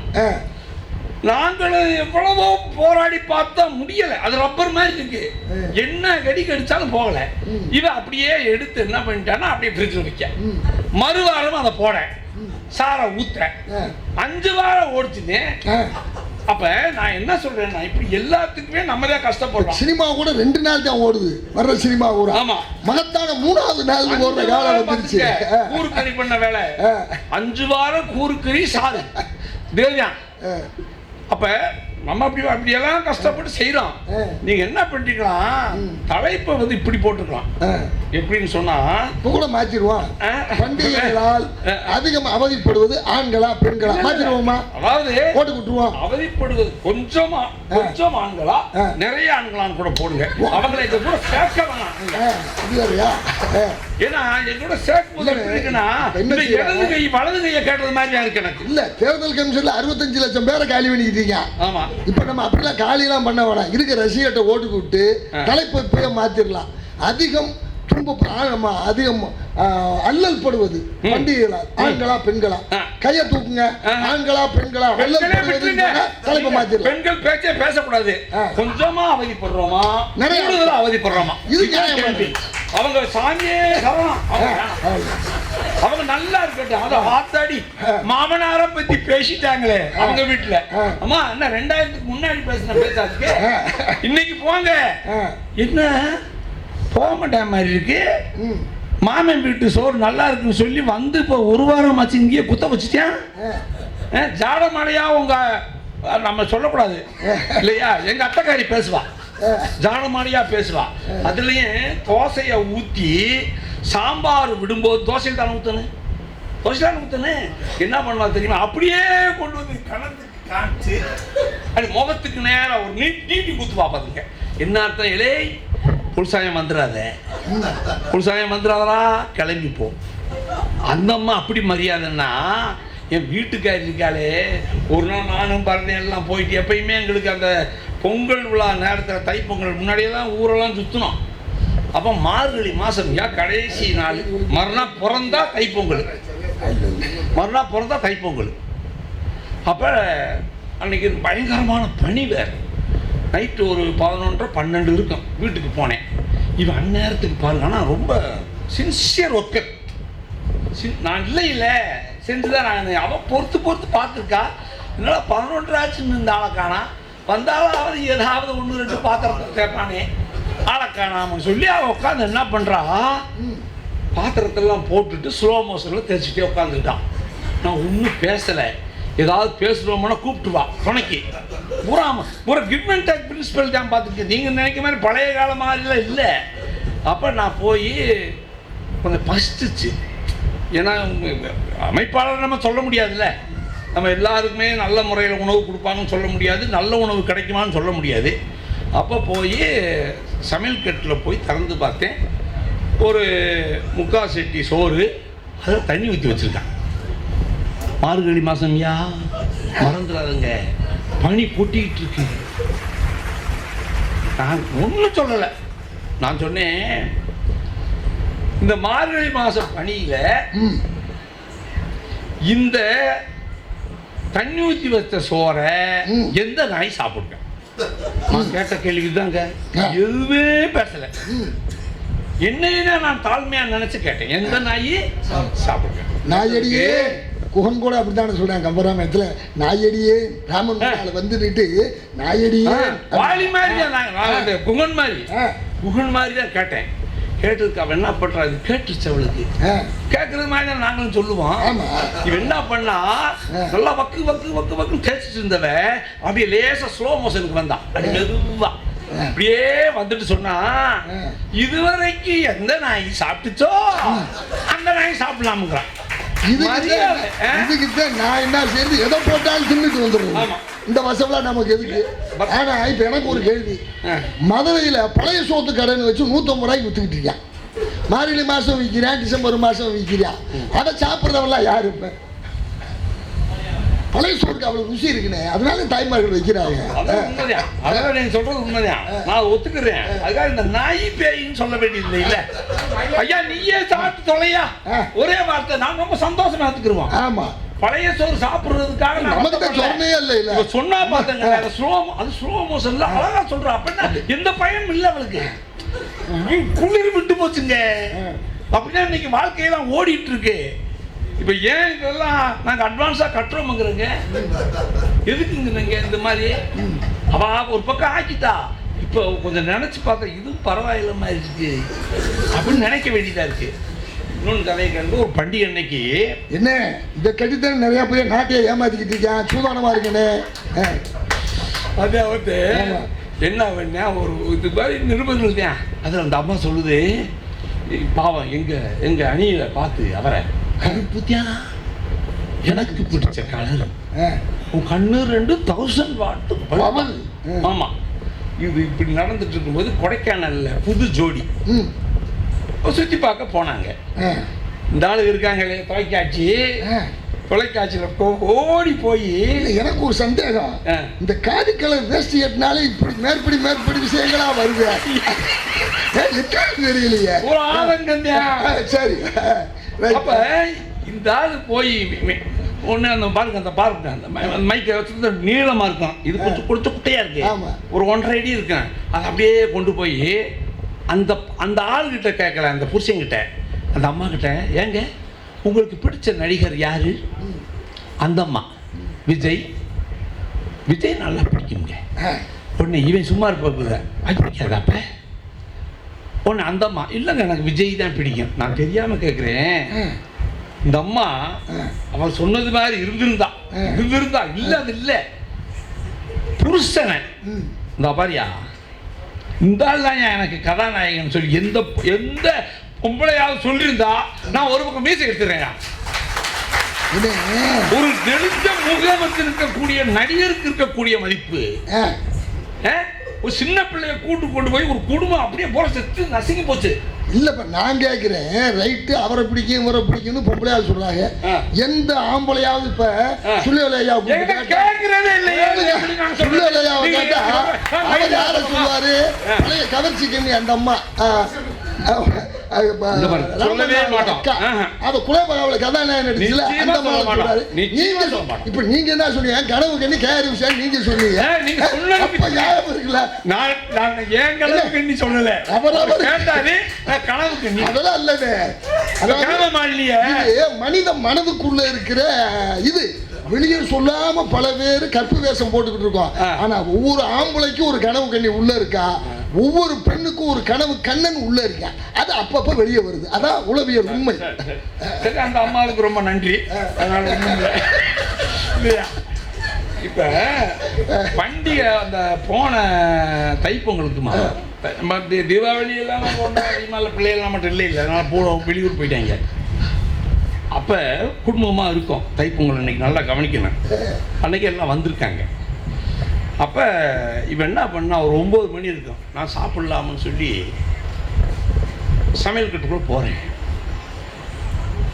அப்போ பொண்டாட்டி பாத்திரத்தை தட்டுக்கிட்ட எடுத்து வச்சு போடணும் இல்லையா, அதெல்லாம் விட்டுட்டு ஒரு ஓடு போட்டா பாருங்க. ஏங்க, உங்க அப்பாவும் அவங்க அம்மாவும் இன்னும் எத்தனை நாளைக்கு இருப்பாங்க? அதாவது செத்து போறதுக்காக சொல்ல, இங்க எத்தனை நாளைக்கு இருப்பாங்க? அந்த வார்த்தையை கூட எனக்கு சேர்த்துக்கணுமா? நான் அவ அந்த எண்ணத்தில் பேசலை. சண்டை வந்துருச்சு. உங்க அப்பாவும் உங்க அம்மாவும் நீ எங்க கூட எத்தனை நாளைக்கு இருப்பாங்க? நான் பார்ப்போம், எல்லாத்துக்கும் நம்ம தலையாட்டி பொம்மை தானே, பூமி மாடு அப்படின்னு சொன்னேன். பிறகு அப்படி இருக்கும்போது எங்கள் அம்மா காரி வந்தான். அவன் என்ன பண்ணான்னா வந்து இப்படி கையை வச்சுட்டான். இப்படி நம்ம ஆம்பளையாளை கை வைக்கிற மாதிரி வச்சு, ஏய் நீ உண்மையிலேயே என் மேலே பாசம் வச்சுருந்தீங்கன்னா உன் பொண்டாட்டி வாயை அடக்கி வை. அது எங்கள் அம்மா கறி. நான் பார்ப்போம், அதுக்கும் பார்ப்போம். ஒரு யோசனை பண்ணேன், இதை எப்படியாவது நிப்பாட்டுன்னு. நமக்கு 9 மணி ஆச்சு, சுகர் பேஷண்ட் வேறு சாப்பிடணும்னு நினச்சி அடுத்து ஒரு பயங்கரமான ஒரு குற்றச்சாட்டு சொன்னா பார்த்துங்க. வர வர உங்கள் தங்கச்சி எனக்கு பிடிக்கலன்னா, ஆமாம், நானும் லேசாக ஒரு சிரிச்சுட்டு சொன்னேன், ஏண்டி உன் தங்கச்சி என்னைக்காவது பிடிக்கலன்னு நான் சொல்லியிருக்கேம்மா. நச்சு நிச்சு வர்ண நேரம் மண்மணக்குது, மனசுக்குள்ள பஞ்ச வர்ண கிளி வரக்குது பாட்டே வச்சிருக்காங்கல்ல. புண்ணியவதி என்ன நினைச்சான்னு தெரியலங்க, அப்படி ஆப்பாயிட்டா. ஆஹா, நம்ம வாழ்க்கையை பீச பிடிப்புமா தெரியுது. இந்த வார்த்தை போட்டேன் நான் தற்செயலா ஒரு நம்மட்டு சிரிச்சுட்டு போட்டேன்னா புரிஞ்சுக்கிட்டாங்க. அப்ப நம்ம என்ன பண்ண வேண்டியதுக்குன்னா, இந்த மாதிரி சண்டை வரும்போது சில வாசகங்களை சேப்பில் வச்சுக்கிறோங்க, டபக்கணத்துக்கு போட்டுருங்க. போட்டோம்னா நம்ம சேஃப் ஆயிடுவோம்யா. உங்களுக்கு சொல்லிக் கொடுக்குறேன், இதெல்லாம் சொல்லிக் கொடுக்குறேன். ஏற்கனவே இந்த சீட்டு வேற நிறையா போட்டு, சீட்டு பாவாடை சீட்டு போடுவான், பாத்திர சீட்டு போடுவான், சேலை சீட்டு போடுவான்.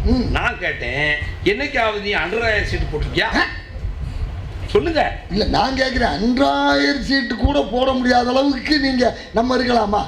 அப்படி இல்லைண்ணே, துட்டு கொடுக்குறது நம்ம தான். அது கதை உங்களுக்கு தெரியாதா? அந்த சீட்டுக்காரன் என்ன பண்ணிட்டான், இப்போ நவம்பர் மாதம் கொடுக்குறேன்னு சொன்னான் 10,000 ரூபா, அதாவது 500 ரூபா மாதம் கட்டுங்க, உங்களுக்கு 10,000 ரூபாயும் 2,000 ரூபாய்க்கு பலகாரம் கொடுக்குறேன்னு சொல்லியிருந்தான். அக்டோபர் 5ஆம் தேதி அழகாதான். அப்படியே அக்டோபர் 5ஆம் தேதி ஆளக்கான அங்கே இருக்கிற ஒரு வார்த்தை கேட்டுக்கங்க, ஆள் ஓடி போயிட்டான். ஓடி போனது கூட எனக்கு பிரச்சனை இல்லை, நமக்கு போனால் போட்டோம்னு சொல்லி விட்டுட்டேன்.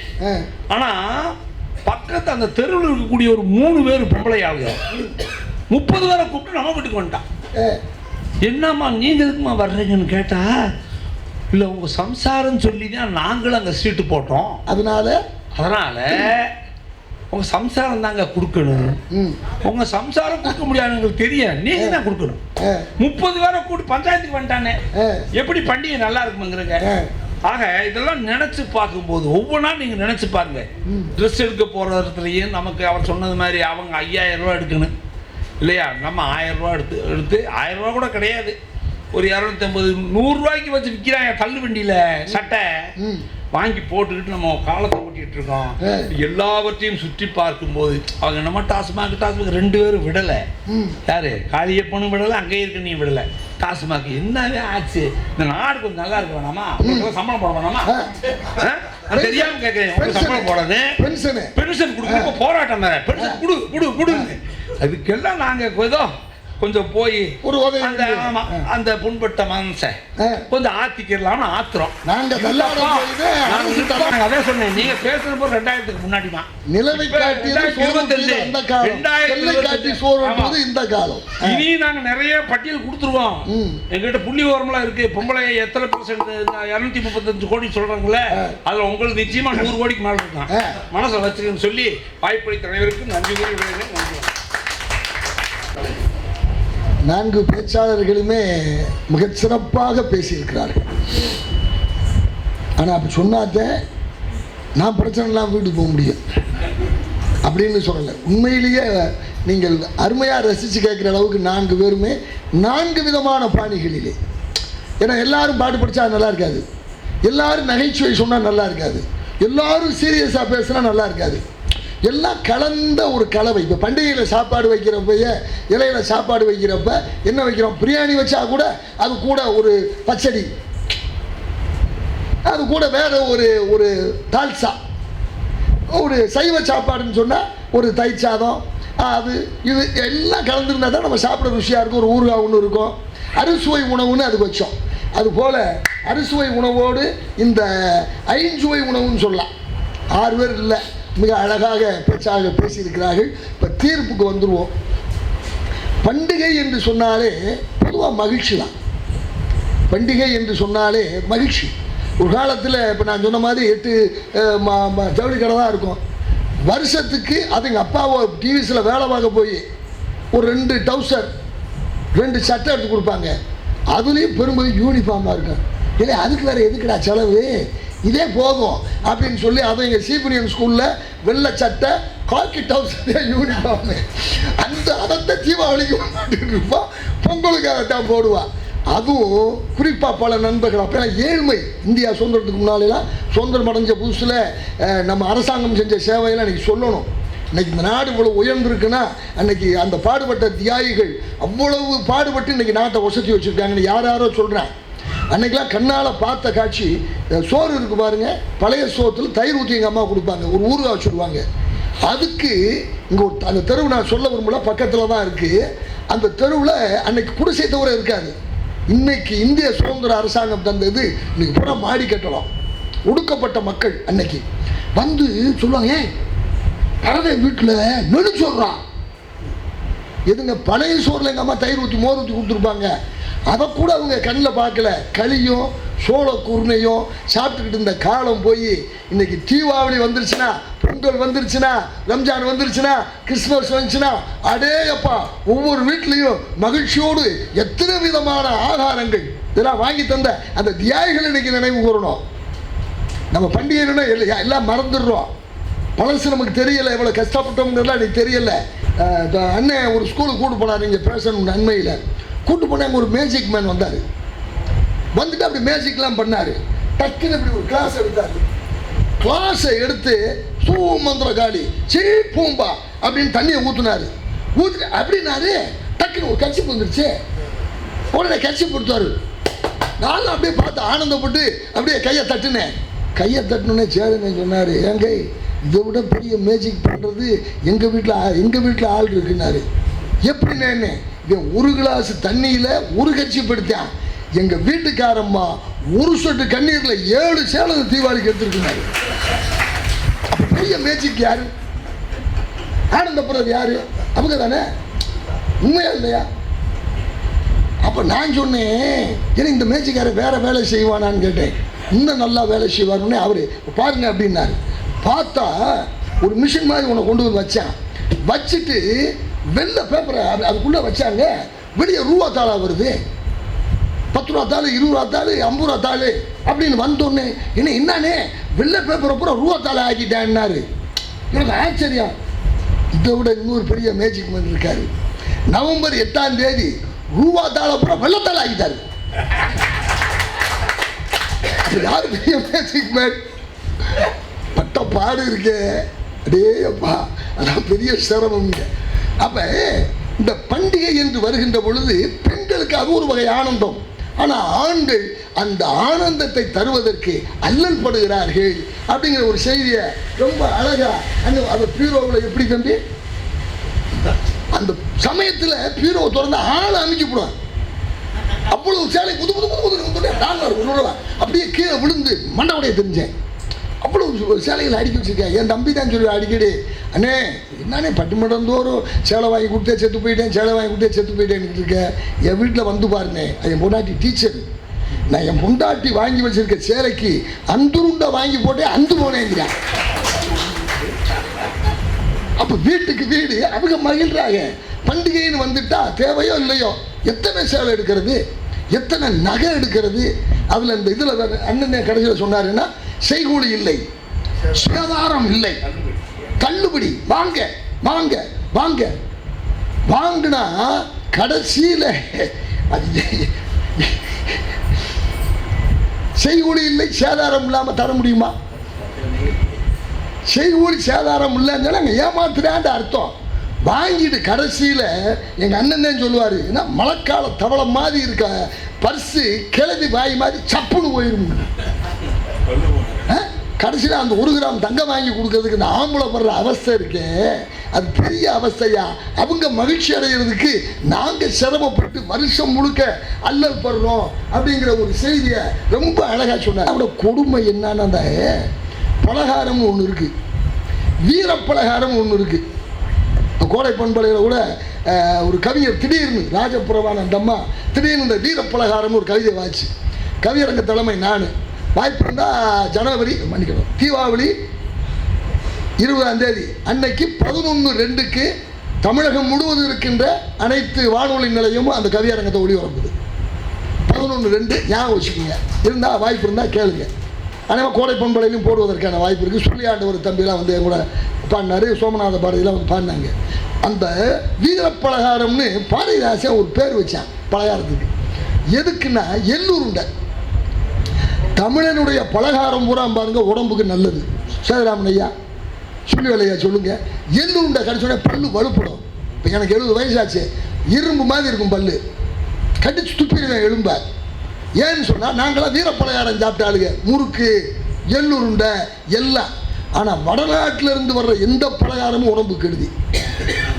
லட்டு, ஜிலேபி, அல்வா, இது பூரா அங்கேருந்து இங்கே இறக்குமதியான பலகாரம். மகாராஷ்டிரா காலத்துலேயும் நாயக்கர் காலத்துலேயும் அங்கேருந்து இறங்கி வந்து பூரா பல்லுக்கு. இன்னைக்கு பல் டாக்டர்னு கம்பத்தில் எங்களுக்கு தெரிஞ்சு தாஸ்னு ஒரு டாக்டர் இருந்தார், தாமூர்த்தி ஏன் இருக்கா அந்த இந்த இங்கே அந்த இடத்துல. அங்கே தான் பல்லு கொடுக்குன்னா 5 ரூபா போன டக்குன்னு பல்ல பிடிங்கி விட்டுருவாரு. அவ்வளோ வேறு ஒன்றும் செலவு இருக்காது. இன்னைக்கு இப்போ கம்பத்தில் எத்தனை பல் டாக்டரு, ஒரு பல் டாக்டர்கிட்ட போனால் பல்லு மட்டும் இல்லை பரிசு காணாமல் போயிடும். பல்ல தொட்டால் 5000 ரூபா, பல்ல கலட்டினா 50,000 ரூபா, செட்டாக பொறுத்ததுக்கு 5 லட்சம் ரூபா. இப்படி போயிடுச்சு. இல்லை காரணம் என்ன? உணவு முறை. இந்த உணவு முறை மாறினதுக்கு காரணம் யார்? தாய்மார்கள். நான் பகிரங்கமாக சொல்கிறேன். வீட்டில் தீபாவளி வந்துச்சுன்னா அந்த காலத்தில் கஷ்டப்பட்டு கூட எங்கள் அம்மாவோ மனைவி என்ன செய்வாங்க, முறுக்கு சுடுவாங்க.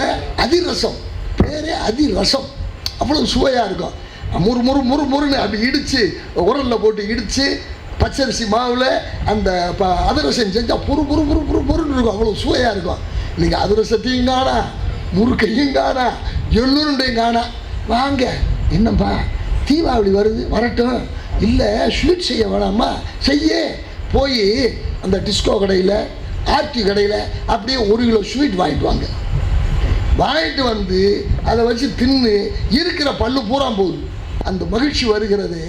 அந்த மகிழ்ச்சியின் மூலமாக நம்ம எல்லாம் வாழ வைப்பது யார் என்று பார்க்கிற பொழுது பெண்கள். இப்போ இந்த டார்கெட்னு ஒன்று வைக்கிறாங்க கம்பெனி நிறுவனங்கள் பூரா. ஜெர்மன்காரன் ஒரு டார்கெட் வைப்பான், இன்னைக்கு இவ்வளவு நம்முடைய தொழிற்சாலை கருவிகளை உற்பத்தி பண்ணணும் அப்படின்னா அது ஜெர்மன் அர்த்தம். இவ்வளவு பெட்ரோல் விற்கணும் டார்கெட் வச்சா அரேபியான்னு அர்த்தம். இந்த அளவிற்கு மோட்டார் வாகனம் விற்கணும்னு வச்சா அமெரிக்காக்காரன், போர்டு கம்பெனி அமெரிக்காக்காரன்னு அர்த்தம். இவ்வளவு சாராயம் விற்கணும்னு டார்கெட் வச்சா இந்தியாவில் அத்தனை தொழிற்சாலையை விற்கிறதுன்னு டார்கெட் வச்சா இப்படி டார்கெட். ஆனால் வீட்டில் தாய்மார்கள் டார்கெட் வைப்பாங்க பார்த்துருக்கீங்களா? ஒரு பண்டிகையை எப்படி மகிழ்ச்சி ஆக்குவாங்க தெரியுமா? ஆம்பளை கொண்டு நீங்கள் சொல்லி நான் சம்பாதிக்கிறேன் நீ சம்பாதி சாப்பிட்டு வச்சுக்கிற வேண்டியதானே? அதை எங்கே கொண்டு கொடுக்குறோம்? நீங்கள் இவ்வளோ பாட்டு படிச்சு ஒரு பாட்டை விட்டுட்டீங்கல்ல. சேத்த பணத்தை சிக்கனம்மா செலவு பண்ண பக்குவம்மா அம்மா கையில் கொடுத்து போடு செல்லக்கண்ணு, அவங்க 600 ஆக்குவாங்க சின்ன கண்ணு இல்லைங்களா? அப்போ அதை மகிழ்ச்சிப்படுத்தி ஒரு டார்கெட் போட்டு அந்த குடும்பத்திற்கே மகிழ்ச்சியை யார் தருகிறார்கள்? பெண்கள் தங்கள் கஷ்டத்தை சுமந்து கொண்டு அந்த குடும்பமே மகிழ்ச்சியாக இருக்கக்கூடிய ஒன்றை கொண்டு வந்து தருகிறார்கள் என்று பார்க்கின்ற பொழுது 2 பக்கத்துலையுமே இருக்குது சார். 2 பக்கத்துலேயும் அல்லலும் இருக்குது, ஆனந்தமும் இருக்குது. ரேஷன் கடையில் பொங்கல் வந்துச்சுன்னு சொன்னால் இலவசம் கொடுக்குறாங்க. முந்தைய 1000 ரூபா கொடுத்தாங்களா பிள்ளையோ? அது 1000 ரூபா கொடுத்தாங்க. பிறகு முந்திரி பருப்பு, கிஸ்மிஸ்ஸு, பொங்கலுக்கு வேணுங்கிற கரும்பு, அது 75 வருஷத்துக்கு முந்தி வெட்டின கரும்பு சூப்பி போய் அந்த கரும்பை நம்மளை அது போயிருமா? அதுக்கு மண்ணு கட்டிக்கிட்டு நின்று அந்த கரும்பை வாங்கிட்டு வந்து யார் வாங்கிட்டு வர்றா? மனசாட்சி தொட்டு சொல்லுங்க. ரேஷன் கடையில் போய் நிற்கிறது யார் சார்? யார்? ஆம்பளை போய் நிற்கிறானா? 1000 ரூபா கொடுத்து போய் நின்னா சாராங்குடிய காசு வேணும்னு. ஆனால் தாய்மார்கள் சோறு ஆக்கி வச்சுட்டு அந்த ரேஷன் கடையில் நின்று அந்த பொருளை வாங்கிட்டு வந்து அன்னைக்கு அந்த பொங்கலுக்கு ஆக்கி கொடுத்து நல்லா சாப்பிட்டியா என்று சொல்லி மகிழ்ச்சிப்படுத்துவது யார் என்று பார்க்கிற பொழுது இவங்க. இந்த மகிழ்ச்சியில் ஒரு வித்தியாசம் நான் சொன்ன ஆரம்பித்த தியேட்டரில் காலையில் 4 மணி காட்சிக்கு போகிறது ஆனந்தமா? மாடுமனை கோடி செல்வம் காண்பதல்ல இன்பம், கணிகையரின் உறவினிலே பெறுவதல்ல இன்பம், ஈடில்லா மனையாளின் வாய்மொழியே இன்பம் என்று மருதகாசி அழகான பாட்டு சொன்னான். அப்ப இன்பத்திலே உண்மையான இன்பம் எது? உண்மையான மகிழ்ச்சி எது? நீங்க சொல்லுங்க. உண்மையான மகிழ்ச்சி எது? உண்மை இல்லாத மகிழ்ச்சி எது? தியேட்டரில் போய் டாஸ்மாகில் போய் ஒன்றுமில்ல ஒரு நாய் நடிச்சிருக்கு, அந்த நாய்க்கு கட் அவுட் வச்சிருக்கான். அந்த நாய்க்கு கட் அவுட் வச்சு அந்த நாய் கட் அவுட்டுக்கு பாலாபிஷேகம் பண்ணுறான்.